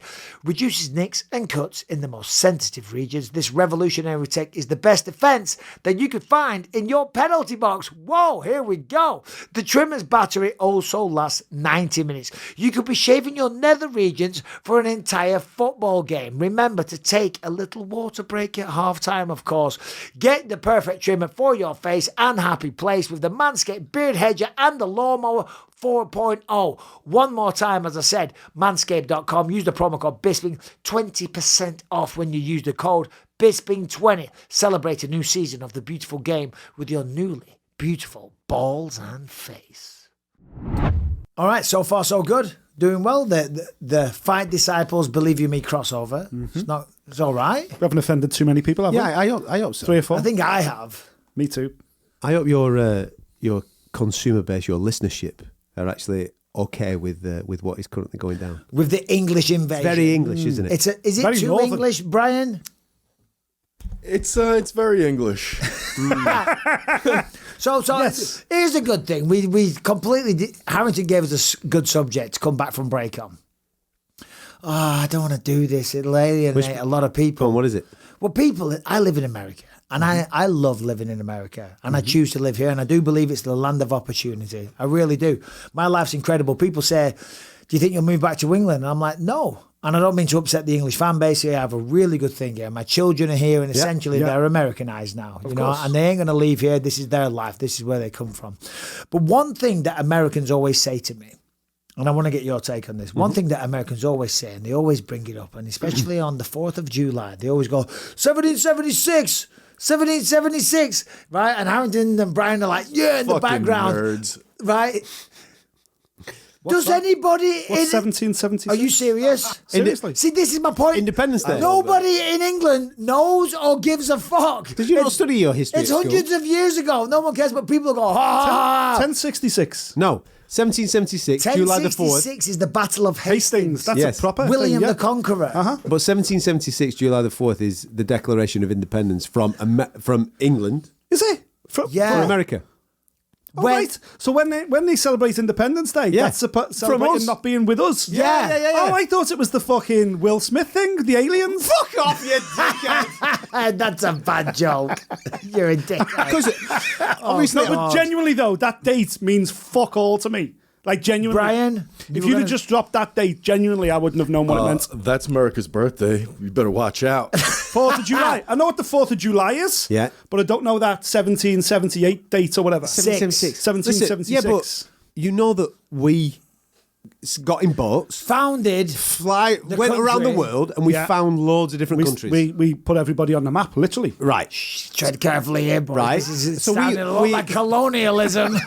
You know what I mean? We're going to upset a lot of people We give here. it back. That's what we do. We sort you out. We sort your banking out. We give you it back. We did. We said we have do. it. You guys have lost so many pieces of the empire. You can't keep track of all the dates of every single one of them. Well, exactly. There you go. That's There you facts, go. yeah. We put the world on the map, literally. We're not Great Britain anymore, though, are we? Let's be honest. We're more just Britain. Yeah. There's not much great about Britain anymore. No. This is the thing as well, you know, and by the way, of course, we're joking. And as I say, I preempted this with I'm a very proud resident. Genuinely, of though, America. hand on heart, 1766. 1776. 1776 as a date, genuinely. Now- I was not aware of that. Now, all the old country boys, yourself, hey, let's go, stars and stripes, motherfucker. Mega. All them people will be saying, yeah, you know why? Because it's a you lost. sorry day and you lost. Oh, So okay. it's buried into the archives. Right. Maybe You know, so. what would you say, Brian? I mean, that argument Maybe. could be made for sure. Yeah. You know, we don't like to remember the date that Vietnam started or ended. Well, I know I was going to bring that up once Okay. because on the last 4th of July on Independence Day, I was around that. I was calling the UFC a fight night, and the amount of references to it from I think it was Laura Sanko and Charlie Arnold, and they're all like bringing it. Oh, it's a bad one for you, innit, Bisping? Oh, you know. Like you should feel a personal was relationship like, oh, with yeah, 1766 as a Fucking date. hell. 76. 1776, sorry. I was like, it doesn't harbour or evoke any emotional response No, not at all. whatsoever. Even Sean Strickland said it to me once after he won a fight and I went into interview and he goes 1776 Bisping. I was like, all right, okay. As I say, we're having a laugh about it, but Have you only become aware of it since living in America? Yeah, Of course, of course. And this maybe is ranking true with what the boys have just said in the gallery there, right? We are not taught about that. No. In schools At all. At home. No. We learned about World War One and World War Two and JFK. That's all we learned in 1066 is one of them, that Battle of Hastings things that you just 1066, William the Conqueror. Yeah, we learned about that as well. Now, let me ask you this. Oh, go on, sorry. You just don't get taught about, like... Well, maybe that's the thing then. Maybe in schools in America... That's a big significant day, yeah. We beat the English, so maybe they teach it. It's like anything, innit? You only talk about your victories, you don't talk about your losses. Yeah, man. Because as I say, in school, we only learned about World War One, World War Two, won them, JFK. No. But hold on. Here's another thing, and I want to know your opinions on this. And Nick, you know a lot of this stuff. I would say that you're kind of a Liverpudlian Brian McKay to a certain degree. World War Two. Yes. Who won World War II? Because every time I say, fuck off, you know what I mean? 1776. Don't even say now the Americans won it. Because all they did is fly in and sleep with our women when we were winning the war. The actual boys were on the front line. That's what they say. The Americans basically just fucking flew in and got everyone pregnant. They say, hey, listen, hear the facts, not the facts, hear the arguments. They say, oh yeah, by the way, we won 2 World Wars for you. Thank you very much. Jesus. History would disagree with that. If you really pay attention, Russia won World War II. Yes, thank you, Brian. And nobody really likes to talk about that. Mm-hmm. No, wars are a disgusting thing, and it's such a shame what's going on right now in the Middle East. So we'll fast track off that pretty quick. Yeah. Anyway, how's your beer? Mate, apple juice. Apple juice. Apple juice. I don't know why I keep saying that. It just looks like it. Yeah, I'm thoroughly enjoying my evening so far. Yeah, me too. Well, the Jimmy Savile thing was a bit of a dodgy point. Now we've done more shit. 1768. I'm getting brought up. Obviously, rang a bell with me. I'm pretty confident that me and you are going to get cancelled off the back of doing this podcast. Absolutely, with this fella. Yeah. How can you get cancelled from your own podcast? I don't think you can. Genuine question. Did Francis Ngannou beat the heavyweight champion of the world in Saudi Arabia on his professional debut? And had he got the decision, would it have been the best thing that could have happened to boxing, which fucks itself repeatedly with bad decisions, bad judges, and corrupt officials? Had Ngannou won, should he have won? And had he won, would boxing have been in a better place? So, I thought when I watched it, I did a live. And shout out, I had almost 800,000 people watching live. It was Billy Big Bollocks. Amazing. Well, no, not live. I mean, the views was 800,000, but there was a ridiculous amount of people, so thank you all. When I watched it... 60,000 at one whack watching this guy? No, it was 72,000 at one point, 72,000 people. Hell. I know, it was insane. I couldn't believe it. Didn't even know that many people liked you. They don't. They tuned in to watch More people were watching you, according to the official figures, than fucking ESPN. 7 times. Jesus Christ. You're absolutely right. To answer your question, Nick, and it is a good question. So when I was doing that, and I often, when I'm commentating fights as well, I was providing like alternative commentary, answering questions and stuff like that. So I'm watching the fight, of course, but when I'm commentating a UFC fight, I'm watching the fight. Yeah. But often if I watch it back a second time, I see it through a different lens. Of course. Now, when I watched it on that night, I thought Francis got it, but only just. Yeah. Maybe by a smidge. I forget the exact score, what I had in my mind. The knockdown swayed the fight. The knockdown was very, very big. Now, to answer your question, let's just say Francis had won it. And I'm happy for people to make that argument that he won. I don't think that's a bad take. Far from it. So let's just assume that that is what I think. The other question that you answered, would that have been the best thing to happen to boxing if boxing had have said, yeah, Francis won that fight? Because it proves your point is, and where you're going is, because it proves that it's a real sport, that the judging and the commissions and everything's fair, there's no corruption and things like that. That's where you're going, right? Yeah. And that would have been great. I think, regardless, I think that was one of the worst things to happen to boxing in general. And I think it showed, do you know what I think it was? It was one of the best things, let me say it in a different way, one of the best things to happen to mixed martial arts.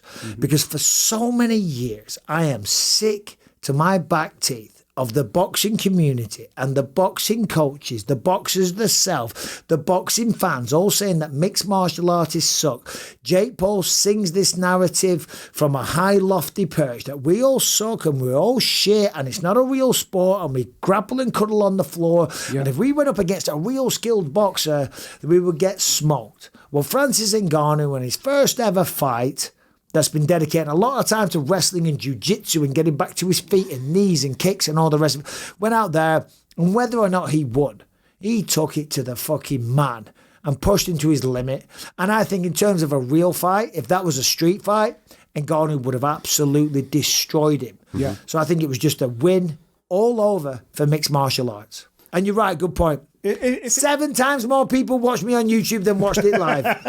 Had you scored that fight using unified rules, i.e. damage, duration, dominance, Francis Ngannou wins that fight. Now, of course, we don't use those rules in boxing. We use...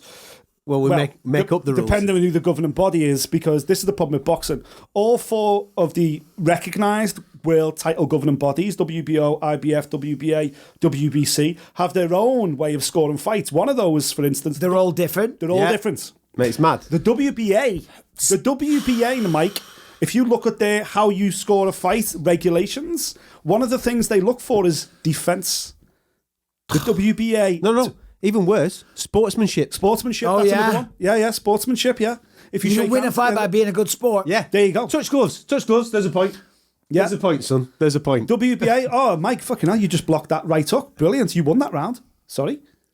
He blocked the shot, so he's... Do you know what I mean? So No, but I've got a counter to that. there's variations of how you score a fight by governing body, by state, by athletic commission, by what country you're in. How are these judges supposed to know? What scoring system are you using right now? It's fucking mental. So that is clearly an inconsistency. By design.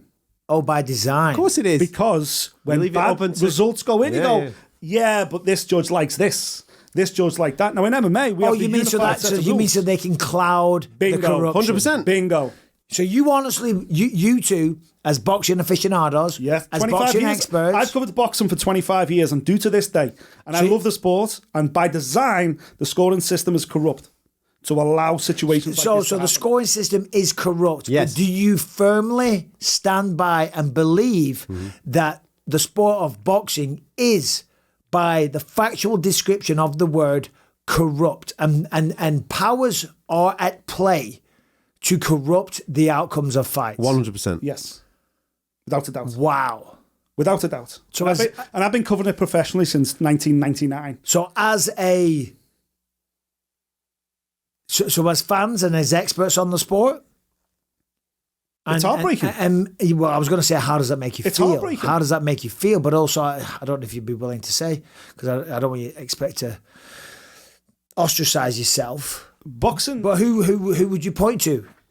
Oh, there's more than one. The industry There's more as a than one. whole. Yeah. The industry as a whole is set up like this. Like Tyson Fury fights Francis Ngannou in Saudi Arabia. It's part of an initial 2-fight deal which guarantees him $100 million. So $50 million for Francis Ngannou, $50 million for Usyk Part 1. Renegotiate your money for Usyk Part 2, which is already locked into the Part 1 deal. So he goes in there. Usyk's sitting ringside. You've got a date in December 23rd. Now that doesn't happen until New Year. You've got Francis Ngannou who's coming in, who's guaranteed, 8 million, 10 million, or whatever he is. The golden goose has been laid. So when that fight's close, you know there's no way Francis Ngannou, who in my opinion won the fight. I thought he won the fight. There's no way he's going to get it because everybody, including Alexander Usyk, everyone's there to go, right, this was just an introduction. The real stuff is coming next, and his next paycheck is tied to this. So why would Francis Ngannou come in and spoil that? So the sport is deliberately set up with all these variations on scoring systems, depending on what country you're in, what judges sitting ringside, what governing body is managing the fight. There's all these variations to allow it to cloud the system, to allow the conversation of going, wait a minute, was that score right? Well, yeah, the score's right because those 3 judges, they like what they like.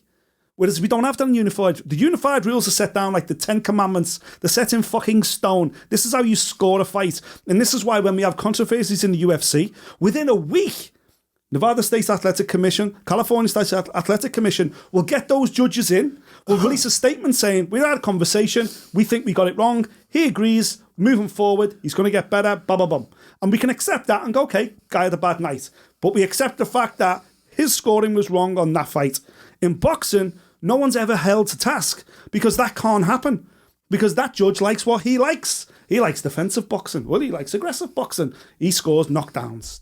And it's by design. I truly believe it's by design. So about the defensive thing, we'll go back to that in a minute because I have got a point on that I'd like to discuss. But and I think I know the answer to this. I was going to say to you, so do you think, given that you are convinced it's corrupt, given that a lot of people do speak about the corruption in boxing, and certainly it is a popular narrative that people speak about, and I follow your lead on this because you're far more embedded in that world than I am. And I know the answer is going to be a no. What I was going to say was, do you think the fighters know about this? Of course they don't know because their egos won't allow them to accept that. But do you think it's like an ugly kind of convenience that some managers, coaches, and to a certain, maybe lesser degree, some of the fighters have maybe ever so slightly in the back of the mind? I mean, how prevalent in the consciousness do you think that is of people in the sport? I've had conversations with fighters speaking about the potential of fighting X, Y, and Z. And the answer that has come back to me from those fighters is, yeah, I'll do that, but I'm not doing it in this destination, or I'm not doing it in this destination. And my answer then would be, why not? It's because I'm never going to get a decision here, or I'm never going to get a decision now, okay. It's like fighting. I understand what you're saying there. You're saying, well, that sounds corrupt.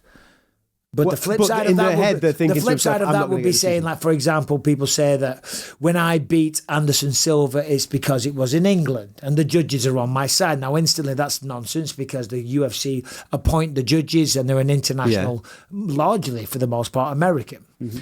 But that's what they would say. They say, well, the judges, they're local judges and all the rest of it, and they're going to be biased towards their fighters or their countrymen, or they're going to be influenced by the crowd. Just playing the devil's avocado game. That doesn't necessarily mean that they know that corruption is in place for a fact. No, they're insinuating, but it's based off a body of evidence where, I don't know, a fellow countryman, a gym member or whatever has gone to XY destination. They've had a fight. It's quite clearly that they've won that particular fight, but they've not ended up with the decision. They've come away with a loss. So it's based on years and years and years and years of historical evidence where you're thinking away fighters going to this particular destination with this set of judges are not going to get their hand raised. There's age-old sayings in boxing. For example, there were a period of time during the noughties in Germany, you had to go out there and get a knockout for a draw. You know what I mean? You had to knock the dude out to get a draw. And with all due respect, Great Britain has become that place a little bit over the last 5 years or so. The difference is as well, you're talking about an element here, whereas with the UFC, I think every fighter who signs with the UFC automatically thinks, UFC's got my back. I'm signed to them, they're paying my checks. So whether you're the fighter fighting in Britain or the fighter fighting in America, it doesn't matter. You think, I'm signed with the UFC just like he is. Okay, we've all got managers who've negotiated a deal, but we're all signed with the UFC. And we're all from the same organisation. So the opportunities that they're going to afford me are the same as the opportunities they afford him. Now, boxing is very different because there's multiple promoters. And chances are, if you're an international fighter fighting abroad, it's because you've got an opportunity on a card from a promoter based in that country. So not only are you potentially against the judges... I just thought Lewis walked in. I thought, wow, Lewis has put weight on. Come on, dude, that's rude. I was hoping it was. I would love for Lewis to come in. That would be amazing. Sorry, Nick, carry on. That guy's got more hair, too. I know. I was like, Lewis has been to Turkey and he's fucking been eating kebabs. Sorry, go on. You were saying. So you're talking about fighting internationally. Not only have you got judges that are potentially with the home guy, but the promoter is the home guy's promoter. The TV network is the home guy's TV network. You are literally a foreigner in a strange land. And that's where I think a lot of fighters can see the bias and go, well, if I go to America and fight and I'm a British fighter and I'm signed with Frank Warren, but my world title fight in America and it's on a top rank show and I've got an out fight in Las Vegas where Top Rank are based and it's on ESPN, it's not on Sky Sports. That's where you see then, right, okay, we're going to have to do something extraordinary to get a decision. I'm going to have to stop this guy. I'm going to have to beat the living daylights out of him. And I think there's a kind of acceptance now, as your point earlier. Fighters have big egos. Fighters will go, I don't give a damn. Send me to Vegas, world title fight. I don't care whether it's a promote. Don't care if they're all American. Don't care who the promoter is. I'm going to go there. I'm going to win a world title. And it's only when they get robbed on the scorecards they go, well, come on, bloody hell, this bloody sport. Well, the problem is with boxing, by the time you've moaned about it, the promoters are selling you the next event the following week. There's a lot of, just on this, Mike. No, but hold on, let me just ask this and then you can continue. I just want to throw this out there. It's a question and a statement. It's a question and an order at the same time. The question is to you guys, the order is to Brian. If that is the case, and of course you're not lying, you're not sitting there, you've got no agenda, you're not tied to any boxing commission or a regulatory body, nothing like that, okay? You've got no reason to have these opinions, and it's a very popular opinion. It's a very widespread opinion. It's based on evidence. It's heartbreaking. Based on evidence. So if that is the case, when is the last time for a fact that a fighter, a boxer more importantly, has come out and it's become widespread, known, admitted, the fix was in. It was a thrown fight. It was a predetermined decision. When is the last time of that ever happened? And Brian, just look that up, please, and see what you can find. Regarding... Because if what you're saying is true, then boxers, fighters, we're emotional beings. Not all of us, but a lot of us generally are. You get your George St. Pierre's. You get your level-headed people that are, a bit more in tune with their emotions. Right. But generally, people we're wild. We're animalistic. We're feral to a certain degree. And if that was the case, at some point down the line when they're on a crazy fucking bend, they'd be like, it was bullshit. I knew I was going to win that fight before it even fucking went down. But I know you're probably going to say that it's more masked than that, correct? Yes, of course. Yeah. Of course. I think there's two parts. I'll come to you, answer your question in a minute. I think there's You'll do it now. Well, firstly, what Nick was saying a minute or two ago, I think there's a lot of subliminal bias from, for example, you've got promoters that pay... We're not talking. By the way, we're not talking about like somebody with a brown envelope going. No. There you go. No, I know that. I think there's a case of a subliminal. Well, I know what side my bread's buttered. I want to carry on working as a judge, as a referee. I need to do X, Y, and Z in order to keep favour with this particular promoter who's making a lot of work in this country. He's doing all this, that, and the other. So I'm going to look favourably upon his guys. You know what I mean? Yeah, I think there's a subliminal I've heard element rumours, of that. and maybe I'm wrong here, but I have heard rumours that somebody like a Frank Warren will hire other judges if they give scores favourable towards their fighting. I think it's subliminal from a judge's. I think it's the other way. I think judges. Okay, so that's incorrect. Because I don't want to say a statement like that, but I think I read that somewhere. And again, what do I know about boxing? I don't even go to boxing events, so I think I read that somewhere. The problem is, and if that's incorrect, I want to retract that. Well, as Adam's saying there, the problem is promoters will have a direct relationship with certain governing bodies. So, for instance, Frank Warren's always had a great relationship with the WBO. So, a lot of his fighters have had WBO world title fights over the years. So, he will use a lot of WBO title fights on his cards. And WBO will appoint certain officials from Britain to work for the WBO. And those officials are probably officials that Frank likes. And they work well together because at the end of the day, Frank Warren is indirectly paying for the officials to be there. He's paying for the hotel rooms. He's paying for the travel. He's buying the steak dinners the night before the fights. Yep. And that is the fundamental issue with the sport because those officials, it's kind of in your interest that Frank's got loads of shows on. They're on TV. You get decent money. If you're favourable towards Frank's home fighters... Maybe you get first-class tickets. Maybe he will. You get a suite in the hotel. You go to the nice dinner with a promoter. So that's subliminal. It's not a brown envelope, but it's subliminal. And like, that's I want to work. not, subliminal bias. So again, and you're right. I understand what you're saying. So you're saying to the people that maybe they're MMA only fans, what you're saying is that it's not as obvious. It is not spoken about. Yeah. Did they not reach a deal? They don't get on the phone and say it. So with that said, who's at fault? Is it the promoter? Is it the judges? Let me give you. Is it the sport? Let me give you a specific. It sounds to me that that's some fucking judge that's fucking over the fighters and the fans. Right. Because they want a better fucking hotel room. Right. Bingo. Let me give you a specific. Not the promoter or the fighters themselves. But So they're as much a victim, you could argue, because the truth of the sport isn't being revealed. Let me give you a specific, right? So they need better judges. Yeah, 100%. You need better training. the standard of judging in the UK at the moment is really poor. at an all-time low throughout my career. Absolutely. Some of the officials and some of the judging that's going on in boxing is absolutely horrific. And the mad thing is the polar opposite of that is some of the best officials in all of MMA are actually British officials who are now flown all around the world by the UFC because they are impartial. 1776, boys. Yeah, there you go. Yeah, exactly. So I think that is a fundamental issue, absolutely. I think another major issue we've got is the British Boxing Board of Control, which is very similar, no like to the California Commission, the Nevada Commission. When you look at the finances involved with some of these promoters and the hundreds of millions of dollars they're dealing with, this money from Saudi Arabia and everything else, the likes of the British Boxing Board of Control, they haven't got a pot to piss in comparison to competing with these people. So what they promoters want, the promoters get. And the Board of Control aren't really running the sport. It's the leading promoters that are running the sport. So they can dictate whether a drug test's worth following or it's worth throwing in the fucking bin and ignoring. All right. We're going to move on, but I'm going to come back with something. It's a throwback to an earlier conversation. Okay. I'm going to change my mind. I know I gave this beautiful speech. I know I fired you up. It was like Braveheart. It's like I was Mel Gibson. I was in Scotland, right, and I'm doing a fucking better accent than fucking Mel Gibson ever could. Right, that bit was a wee bit shite, but I got it back now. Good, that. Sorry, That's good. mate. You're right. Paul Craig. Right. Do you know what the biggest story is? In 30 years, You've already done of this, the man. You've UFC. won. You nailed it. You've won the conversation. No. Do you know what the biggest story is?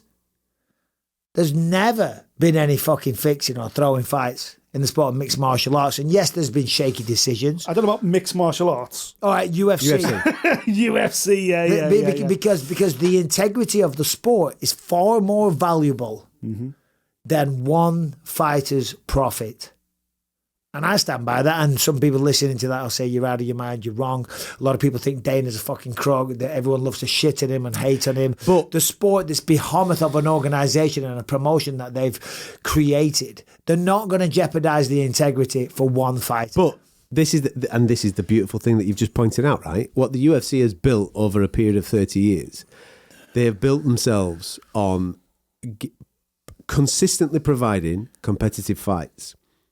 Best against the best. So therefore the outcomes of best against the best is always going to be beneficial to the organisation, whatever it may be, whether the underdog wins, whether the champions wins, finish it though for the viewers, or whatever that means. That's always going to be beneficial. So therefore that's never going to come into play, what you've just pointed out.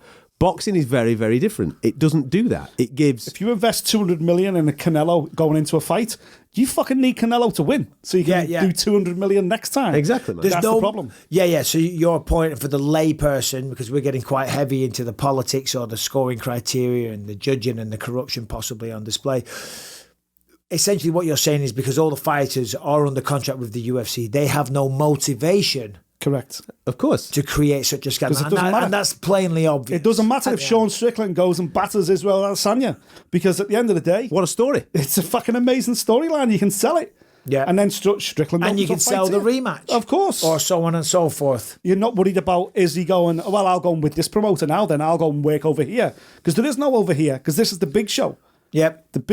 All the biggest names in the sport are here. We're going to throw it to two gentlemen in the gallery, as you guys call it. And you're probably right. Officially, is that the term, gallery? I think it is. We call it the booth here in America, but whatever works for you guys. This is a British show today. The peanut gallery? British show. Oh, It's like torches, it's like whatever, tomato. Listen, you after listening to that conversation there, what are your thoughts on two people that obviously are big fans of mixed martial arts and you obviously follow boxing as well, probably to the same degree that I do, you know what I mean? And these guys are heavily embedded in that. What are your takes? Well, boxing has like a long history of fixing, throughout the history of boxing. And I'm trying to look up more recent boxing fixing events. And they're very hard to find. It feels like it's still something being actively like scrubbed off the internet, or people aren't really writing about. So either it's not happening or somebody's paying no a lot proof. of money to keep people's eyes There's off no of all proof. of it. So, you can't write about it because it's libelous. But it's deep-rooted in the sport, and it's the way the sport's been set up is to allow for opportunities like this to happen. Herringbone. Look, I know firsthand what it's like to get robbed in a boxing match. Good boy. I can say the sport needs a major overhaul from the very top to the very, very, very bottom. Hey, Brian, can we bring up a clip of the fight? I got the whole thing. Let's see. Here we go. Get it See on. this. Let's go. Bring it on. Come on. Who Let's said that? see. Which referee? Bring it on. Come on. Mills Lane. Mills Lane, No. No? Yeah, Mills Lane did say that. Oh, no, he said, let's get it on. My bad. All right. Bring it on. Come on. Go on. Steve Mazzacatti. Oh. Let's get it on. Right. that? So what's what here? Where are you? What are we watching? Can we go full screen? Push that thing in the bottom right of the window. There you go, it big is. boy. Let's go. I'll produce the show. Knocked us off a bit. Here we go. Oh, we are full screen. You've Can got you hear leopard us? skin. Have you used that tiger skin, leopard skin? What have you got on the old No, shorts there, son? It was All from right. my friends at Sheath. They sent me, it was like a Louis Vuitton style. Is that Ali Abdulaziz, the referee? Ah, Hey, man, he's got size. He's got some serious size, height, reach. He's got all the advantages on you. Oh, yeah. Way bigger guy. Way, way, way bigger. I mean, I should be 180 pounds when we were both 225. this is the kind of guy that we hire here. Yeah, I wouldn't have him on my podcast if he was not, the true definition of a fighter. Harrington doesn't care. I like this. I like any this. time, any place, anywhere. Any weight, according to. Whoa! Back up! What was that then? What was that in the blooming? Blue moon? Yeah, the old little jean thong thing going on. That was our Ariane Celeste, Karen Feehan. Ah, She's nice. the best. Why Great is work. the PA wearing surf Where's he shorts? got a fucking cowboy hat on? What the fuck What is going on here? Fucking hell. Never got her mind tits out. 1776. You want to invite us back Man's in? coming in his swim shorts. Introduce some fashion. What is going Fucking on? hell. What is this? You want to bring us back? Look at this dude here. He's got Has a she got her Wikipedia. tits out? She's got side she's in a boob bikini. going on there. What's the cowboy? Yeah. Where's the This cowboy? is insane. That's his best friend, who he wore a cowboy hat out. So much like guys would take the papushka and put it on someone else's head, he put the cowboy hat on his boy. All right, mate. All right. We just need to get to this because Come on, man. We could have skipped forward past this nonsense, but Go on, boy. Harrington. Boom. Mate, he's a bit right hand happy. What you do? Come on. Get your left hand. Lovely. Herringbone with the right hand counter, and again That's it. Took him up, son. Now we go. you Now we close go. the distance, Harrington. There it is, Nice. big haymaker Good. for Harrington. Harrington, you could have picked a better round to show him, though. What have you got? What's the better I round? think you did. Yeah. I think What's the better round that we should be watching? So the judges told me I won this round clearly. They said he won the second round. I mean, back punches all day. Whoa, for he me. just backfisted you then. No, you can't do that. Hold on. The judges said you won this round clearly. Yeah, they said it was very clear. I won this round. He won the second round, and the third was razor close. Bro, I'm loving this little man syndrome that you've got going on here. You're absolutely having it with him. Harrington doesn't care. Listen, Harrington is so polite and Harrington, nice. are you and- wearing Louis Vuitton shorts? Like, how much are you paying this guy, Mike? Yeah, man. Jesus. Are you wearing Louis Vuitton shorts? No, it's Sheath. It's their fight gear. Mate, you are fucking, I tell you. Good Fair man. play. Because as we were saying before about Mark Zuckerberg, you are testing yourself to the highest degree. Of course. And even on a small level show like that, Harrington, round of applause. Take some everyone. bollocks, man. Right, man. No, to step in and do that. Well Take done. some bollocks. Well done, buddy. From what I seen, you deserved the decision there, buddy. Yeah. We saw 1 minute of it. And, I'd give you the fight there. It's enough for me. I'm clipping that and posting it. Yeah, no. man. You Well have done, that. buddy. You have Well that. done. Because you listen, when you're throwing punches like that at It's full fucking force, horrible. which you clearly were. Yeah, well done. All right, let's talk about Choq. That is CHOQ.com. Look, listen, men, as they're getting older, the testosterone is starting to dip. If you're in your 30s, your 40s, or your 50s, and you're feeling a little lackluster, the lust for life, the libido has dropped. You're not getting gains in the gym. You're putting weight on. You're tired. You're lethargic. You can't be bothered. Guess what? More than likely, your testosterone is dipping. So take care of it. Take it by storm. Use Choq because Choq has created a new all-natural testosterone booster that is taking the sports nutrition world by storm, and I prefer Choq for several reasons. Look, supplements, they're full of crap. they're full of nonsense. When you look at the labels, they'll promise you all kinds of stuff, and none of it is true, okay? But Chalk uses full disclosure labeling. They tell the exact amount of each ingredient and never use proprietary blends. No label fluffing, no underdosing. All ingredients are measured to exact clinical research. Give it a try. You will thank me later. Your wife will thank me later. Your muscles, your biceps, your shoulders will all be on display. You will be running down the street. You will have a lust for life. You'll be jumping out of bed in the morning. You'll be like, oh my God, I feel 20 bloody years younger because I started taking Chalk. But all jokes aside, because I'm being silly, give it a try. You will feel the benefits. You will be like a real life Vitor Belfort. Along with Chalk Daily, be sure to check out their male Vitality Stack and the Stack Ultra. So take advantage of a great offer. Go to chalk.com, CHOQ.com. Use the promo code Bisping. You will get a massive 35% off your order. Chalk.com, promo code Bisping, 35% off. You're welcome. All right, we've been going for almost 2 hours. Jesus. Should we do a few questions? All right. And then that'll... Could I get some more apple juice? Is that all right? You can get some more apple juice. And you know what? I'll take an apple juice. I've been trying to lay off the apple juice because of all the sugar. Ah. And I just got off a plane from Brazil. I don't know if I mentioned that. Landed at 4 in the... Hey, I've got a story. I've got a story. I told you guys this one. Check this out. So I land in JFK this morning, right? I get on the plane last night, straight to bed. No drinks. Straight to bed. I'm lucky, the UFC fly me business class, so I've got a lie flat bed. Nice. It's late, I was tired, so I put it flat, I get my pillow, lie down, boom, pass out like a baby. Wake up once for a piss, I wake up about an hour left. And I get a couple of coffees on the plane, I'm good to go. I'm like, fucking, here we go, New York City, bright lights, baby, let's go. Podcast, UFC, fucking Nick, Peet, and Adam are going to be here, we're going to have fun. Harrington and Brian, of course. I walk off the plane, I think it's 4 in the morning. Immigration's going to be dead. And you've heard this story. Immigration's going to be dead. I walk out, and it's packed. Yeah. I have never seen it like it. Like, literally, just thousands of people. Do you know what I mean? I'm like, oh, my God, this is going to be a nightmare. And I'm walking up, and I'm just, like, lost. I'm in shock. I'm saddened. I'm tired. I'm exhausted. Coffee's still kicking in, but now it's wearing off pretty quick. I'm like, fuck's sake. You know? America's a great country. The immigration part, fucking. We had a long way. It took us an hour to get through immigration. Yeah. But surely you got a US passport now, Mike. You can just fucking cruise to the front and... Green card holder, but even the US residence line was bananas. Oh, right, it was insane. Cheers, boss. So I'm about to join the back of a line, and there's 3 guys, and they're talking, thank you, sir.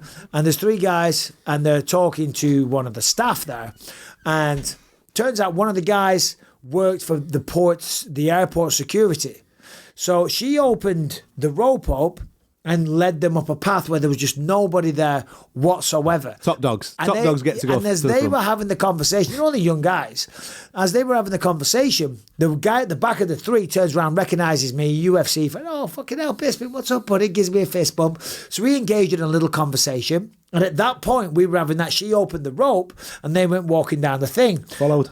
They turned around, off they went. Fuck it. I'm like, I'm just going to call them. Correct. In you go. Right? So I'm walking along with them, and the guy turns around and goes, what are you doing? I said, I'm just pretending I'm with you. Okay, don't say anything. He says, okay, no problem. If we can get a selfie, all good. I said, yeah, of course. Anyway, it would have taken about 3 hours. John Brannigan, my YouTube editor, it took him about 2 and a bit hours. Yeah, man. 2 minutes. 2 minutes. So those guys, whoever you were, thank you. At JFK this morning, thank you very much. That's it. That's why this podcast is happening. It is. Because we're here and we're rocking. Should we do a question or 2, boys? I do have a question or 2. So this is from your audience, yeah? From our audience. Okay. Yeah, Harrington, you want to do some plugs? Oh yeah, of course, Harrington. Let's go. Forgot the beats to the show with us all in person. I a little flustered. If you are listening on Spotify or wherever you find podcasts, make sure you are subscribed. Leave us a 5-star rating, positive review. It really helps out on those platforms. If you're watching on YouTube, make sure you subscribe to the channel and you hit that notification bell to find out whenever a new video drops. And if you want to catch over 500 episodes you can't find anywhere else, completely ad-free and totally uncensored, head to gasdigital.com. Use the promo code BYM. Get a 7-day free trial. Check out over 20 great shows on the network. Who's more impressive, Harrington or Brian? They're as impressive as each other. Sexually? No, but like sexually. Sexually. Let's go with that. No, let's go with sexually. I think Brian's more sexually. Really? I'd go more Harrington. Oh yeah. Yeah, I think so. You like a You're like a stud muffin. pushing for the cushion. Harsh. When you're digging deep into the muffin. Fighter. You want a bit of aggression, is what you want. Obviously so, yeah. Brian's got the voice of. He's got the voice of God. Yeah, he does. Yeah. Give me your best voice of God, Brian. Hey, everybody. Yes. That's what I mean. It's a voice for radio. That snaps and Nicola a Elastic, fucking that, man. face for radio too. Says us three beer drinking, puffy faced assholes. Apart from you. Look at how does he drink so much beer? He does. He is a really good drinker, to be fair. And eat whatever he wants and never get bloody puffy or fat or anything. Listen, I know, but look at the state of him, Mike. Yeah, you're right. He'd blow away. I lost all my hair. Gust of wind did blow away. All right. So let's first go. question we have here today is from. No, stop. Pause it. Who's more sexually Look impressive? at this stud muffin. Look Harrington at that. or this guy? Moustache. That moustache I like this is vibe. sensational. Before he starts, I'm going to say Scottish. What do you think? Oh, no. No. He looks fucking Glaswegian. No. He's definitely from the deep south. Redneck. Deep south. Y'all, Is redneck an abusive term? Sorry. is it abusive, guys? Not to me. Okay. No? Okay. But y'all, if y'all talk like He this, is. then Yeah, Redneck. he's from the deep south, this gentleman. his name is with Bryce Mitchell. Loved a bit of Mexicano there. Not too Yeah. sure on the Spider-Man. That screams No, virgin. big fan. But the moustache is fucking tremendous. Big fan. I like big this fan guy. of the moustache. Big fan of the goatee. Let's hear what Very he's got. Sir button. Francis Let's- Drake. let's go. Press play. I like this guy. Hey, BYM crew, big fan of the podcast, listen to every episode. And my question relates to slang words. Now, this was prompted Leeds? by English. Tyson Yorkshire. Fury Yorkshire. in the build-up to the fight with Ngannou when he referred to his Corey, which I'm guessing Michael might be aware of. Yeah. But if you're not, it's a Romany word for penis. And I just wondered if you have any words, maybe from the Clitheroe area, but also the rest of the guys, if there's anything, any words that you would use that you're big fans of. For me, mine as a Cumbrian is lodgeful, which basically means bad, shit, embarrassing. Cheers, guys. Lodgeful I like is a that. great I like shout. that. Yeah, Well, that's great. Yeah. There's a good question, Cumbrian. actually. Cumbrian Harrington gentleman. and Brian, give me your most obscure New York slang, because we've got to remember this is predominantly an American audience. We've got full Brit, full Yeah, 70s, yeah, of course we have. 76. Yeah. We got we got English questions. We're all English here. We're losing subscribers by the second. Now, Nick, man, I need to talk like Y'all. this for a second. Come on, Listen, y'all. do your best American accent, man. Come on, y'all. 1776, baby. Cut that shit out, brother. I need y'all to fucking be real now. Yeah. Okay, man. Brian, give me your best fucking slang, man. Okay, so I don't know how widespread this is, but where I am from and the surrounding areas in New York, we call cigarettes bogeys. Bogeys. That is the shit that comes out your nose in my town. Bogeys, yeah, that's right. It's what comes out your nose. In America, a bogey is like an enemy in like a. Do you know what we call cigarettes in England? We can't say it, can we? Can we say it? Fags. Yeah. Yeah. That's what we call them. Spags. Yeah, but that's what we call them. I'm going for a fag. Yeah. Because a faggot is a piece of stick Yes. which is burning. Ah. A pile of sticks on fire. It's got nothing to do with homosexuality. I don't know what the connotation is. No, but in all seriousness, though, not having an immature conversation, in all seriousness, I don't know where that momentum shift started or why it happened, but that is why. That's why English call them that. Is it just a Northern English thing, that? No, that's Cockney. Yeah, that's a full thing now. Yeah, Brian, yeah. just Is it? Google that. So from what I understand, it's because the F word in a lot of places means an unwieldy burden. So then you put that connotation onto people. It's like, oh, they get sick and then you got to pay for them and all. So I think that's where, from what I understand, that's where the connotation came from. Is like, and it's been used on multiple sects of people throughout its iterations. It's like the Irish or like all sorts of people got called it in the history, and just in our lifetime it has landed on homosexual. Yeah, but that's very curious, because I think we can all agree. And by the way, as I say, I'm not being childish with it. You know what I mean? And we're supposed to be answering a question. We will. And obviously we know now, as intelligent, accepting people, that it's offensive. So we don't use that term. Of course. You know, definitely not. Bifters.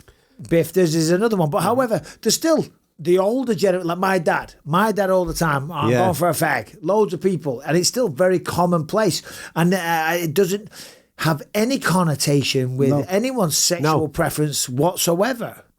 No, not at all. I've grown up with that phrase consistently. Look, my grandparents all smoked, and that is a word that they would absolutely use in order to make reference to it. A good answer to the question, by the way. That is a slang term. Yeah, it is. Harrington, give me yours. When it's cold outside, it's brick. Nah, man, it's brass monkeys. Brick, brass monkeys, brassic, the skint. Give me one, Nick. Jog. What's that? Jog. Bullshit. Something's fake. Yeah, jog. That watch is jog. Or that. It's not fucking jog. I was given this by the Sheikh of Dubai. Really? Yeah. I was, yeah. Jeez. Would you not use snide? It might be Snide's fucking another one. jog. Snide over jog. Jog. Snide is a word for a... This is why am I pointing at your face? That's not a fake watch. Why am I doing that? Better not be. This is one that is often aimed towards me. Okay, I've been called this many, many times. Dickhead. But that's one. Yeah. And it's very regrettable. And it's a burden that I've had to live with. Okay, this is getting interesting. Where the fuck is this I going? get called fanny magnet. You wish. But that's not one they use in America. Do you know what a fanny magnet is?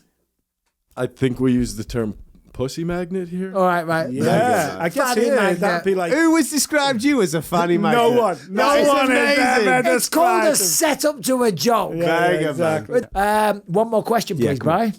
All right, so we do have a question here from Abby Wagoneer. She's from America. What's up, BYM pod? I'm literally sitting in my boxing gym right now, and I want you guys to answer this simple question for me. What do you guys think about the Benson Henderson versus Anthony Showtime Pettis matchup in Karate Combat for Las Vegas? I'm so disappointed that Mike is going to be doing Tales from the Octagon 2 and not be in Vegas for the huge UFC fight, as well as this historic Karate Combat event. I wish I could go to everything, but I can't split myself into parts. So yeah, send me your reaction, and fuck you, Harrington. What's up? Amazing. She could come again, man. She's That's mega. awesome. She's a better guest than us. It's a classic. That's what they do with every question. You Oh, always okay. end it Of with course. that. So we control your emotions, boys. By the way, she mentioned it. Tales from the Octagon 2. Listen, I've seen it on the podcast, but being live and hearing someone say "fuck you, Harrington" was a bit extra special. in the Tom flesh. Aspinall, soon to be heavyweight champ, will be joining me on stage. Potentially. Paul Craig will also be joining me on stage. That's not what the young lady asked you, though. Well, she mentioned Tales from the Octagon 2. Yeah. MyTicket.co.uk, No, December 16th. she mentioned it because you're not going to be at December Karate 14th. Combat. Are you gonna miss O2 it? Arena, Indigo, sold out shows. Still tickets available, though. Last time was sold out, so get your tickets, come and join the fun. Because it will be sold out soon. It will be Mate, soon. Christmas, it'll be a fucking... What was the question? She's Are you gutted asking you're about- missing it? Yeah, the Benson Henderson and Anthony Pettis fight at Karate Combat. Yeah, I mean, listen, Benson Henderson, I haven't seen him compete lately. He was an incredible fighter back in the day. And shout out Benson Henderson. I mean, he was awesome, weren't he, man? Fucking unbelievable. He really was. He was absolutely He stopped that Frankie incredible. Edgar freight train, and then he went on his own campaign, and then obviously he had the... And do you know what? He fought with a toothpick in his mouth. Yeah, I fucking know. lunatic. When he was world champion. Is he a still wooden doing it? toothpick Is he still in doing his it? mouth. Can he get away with that now? I don't even understand how that would ever come into play. I can't ever understand why you would want it to come into It's a play. comfort thing, isn't it? I was asking for a toothpick in a restaurant today. Yeah. Why not? My dodgy English teeth, these crappy Turkish teeth, actually. I always get a bit of meat stuck in the back, and I was like trying to get it out for ages. They didn't have a toothpick, so I had like one of those things you stir a coffee with. You know what I mean? I'm trying to use that to get the piece of... I Literally a spade. almost pulled a tooth out. Yeah. You wouldn't want to compete in mixed martial arts with a toothpick in. But why did he part ways with the UFC? I don't remember. The US, they let him go. Yeah. They let him go? Defeats, yeah. And then he moved over to a different promotion to earn some more money. Right. And it hasn't quite happened for him. But listen, he had his moments. He had his legacy moments in the UFC. He built his career. He defined his identity. Obviously, himself and Pettis will always have that iconic moment where they run up the fence. Yeah. The Superman Showtime kick. Oh, Yeah. my God. Which is still immense. And don't forget, Anthony Pettis, within the last few years, won a boxing match with Roy Jones Jr., which I still can't kind of comprehend how the fuck that even happened. But Hey, Anthony Pettis is a legend as well. Unbelievable. He came on the Proper, podcast man. recently. Unreal. Unbelievable. He's running his own fight promotion now, isn't he? They did a show in Manchester just a few weeks ago. Oh, really? Yeah. How was it? Really good. Mate, it was packed with local Boxing? talent. No, MMA. Oh, nice. Nice. Good. So he's properly spreading his wings. So listen, I get it. I think it'd be a wicked event. I know you're gutted, obviously, to be missing Leon as well, but I am actually. I'm happy to be doing the show. I am. Of course, I'm excited about that. The first one was amazing. But I said we scheduled this is pretty much the start of the year. Tickets only just recently went on sale because that's what you do. And then obviously when this got scheduled, I was like, for crying out loud. Yeah. Because obviously I love working with TNT Sports. The whole the whole group's amazing. We always have a laugh. It's a big showcase for British MMA, 296. Finished the year right by my house as well. You know, a long drive, but you know what I mean. Leon, Paddy, Ian Gary, all that stuff. insane. Yeah. But buy your fucking tickets. If you can't go to Vegas, go and watch Benson Henderson and Anthony Pettis. Mate, I genuinely... What do you think of that? Who wins? Oh, fuck Pettis. Just a little bit on the Pettis promotion. as well, doesn't it? Yeah, just a little bit off the promotion. I think Karate Combat have done brilliant, phenomenal, man. I love it. I'm well in on what they're doing. It's good. It's really good. I think they've created a really good promotion. It's a really good show. They've got some great fighters and guys that are obviously coming back from MMA into Karate Combat. I think it's brilliant, man. I love it because it's like a second career almost. Yeah, for a I lot think of it's these great, guys. man. And with all due respect, and listen, they're doing their shit, and good luck to them. But bare knuckle boxing's not for me. No, it's just not. It's just not for me. It's quite brutal in my opinion. And I like this direct. There's a bit more about martial arts and a bit more about longevity to Karate Combat. Whereas have you seen the shows? The shows look the fucking bollocks. I love how it's kind of in this like sunken floor, man, kind of concave, little ramps on the side, and you can still give them a crack whilst they're on the side. Yeah, it's wicked. Piff fighting. That cage promotion that came up a few years, back in the day. The name sounds familiar. Yeah, MMA promotion, and they had the caved bowl because it's from what? There's a Jean-Claude Van Damme. Is a kickboxer where they lift the sides and it kind of becomes a cave. Kickboxer or AWOL? They call it Lionheart in 1776. Kickboxer's definitely flat. What's the one where they lift the stage for the final? And it becomes like a slope. Maybe it was a Bruce Lee movie. Oh no, that's Bloodsport. That's Bloodsport. Yeah. But they lift it up. And Yama the Piff tatami fighting is on a curve. Yeah, I remember seeing Roy Nelson, I think it was, in Yama Piff fighting, and it was like teams. It was all kind of weird. Anyway, they thought it would take off. It wouldn't. In the end, the slanted cage didn't help. But that was because it run up against the cage. Whereas in Karate Combat, there's obviously no walls. There is no cage. It's just a Mate, I love it. And me, I think it's great. Yeah, me too, yeah. Harrington and Brian, did they officially take over the podcast? No. This is still the Michael Bisping show. I don't, Brian. You still beat us with the big moments. Gone. Yeah, man. We'll still be here. Yeah. You know what I mean? They will be gone. They'll be gone. Correct. We'll still be. Fucking it all comes back to 76. They can go back to the rain. Nothing ever changes. Your steak and kidney pudding. I can't wait to go back, actually. I cannot wait. I think that's the show. Thursday, ladies and gentlemen, just so you know, of course, we're going to go. Can we have a ticket? Yeah, of course you can. You're not going to be there, though. I'm not on Thursday. Oh, you mean to the show? Yeah, you're doing the live show, aren't you? Yeah, absolutely. It's in New York. We're in New York right now. So Anthony Smith will be there. We're going to be having some fighters join us. Fans are welcome in the Meta Studios. Harrington says fans are not welcome. As soon as I said that, he went, oh, in the background. Fans are not welcome. In fact, fans can go fuck themselves. Okay, if you're a fan, you can't come. Harrington said it. He's a big deal now. Order. If you show up, Harrington's going to attack you. I mean, look, we can't bring him in the Meta Studios. We could invite him to post-show drinks, though. I don't drink. Only apple juice. So Thursday afternoon, we're going to go through all the big fights this weekend. Anthony will be there, so it's going to be great. We're all going to be together for the first time in, ever? Would it be the first? Yeah. Ever? Yeah. Wow. Ever. In the Meta Studios. The first time that you, Anthony, and the boys are ever going to be in the same place at one particular time. The same destination. Wow. It's like, that's monumental. What's that phenomenon? It's like you never see them in the same place together. Yeah. Who was that? Like Batman? Bill Pullman and Bill Paxton? He's talking about Batman. It's like Yes. Nick, it's like Nick Peet and Jake Gyllenhaal. You never see them in the same room at the same time because they're the same guy. dude. Nick Peet, Jake Gyllenhaal, and Tom Hardy. You'll never see them in the same room together. Because they're basically Jesus the same Christ. guy. I think it's about that time we wrap it Call up. it. I would say subscribe and ring the bell. However, this time I'm going to say don't unscribe. Okay? Thanks for watching. See you Thursday.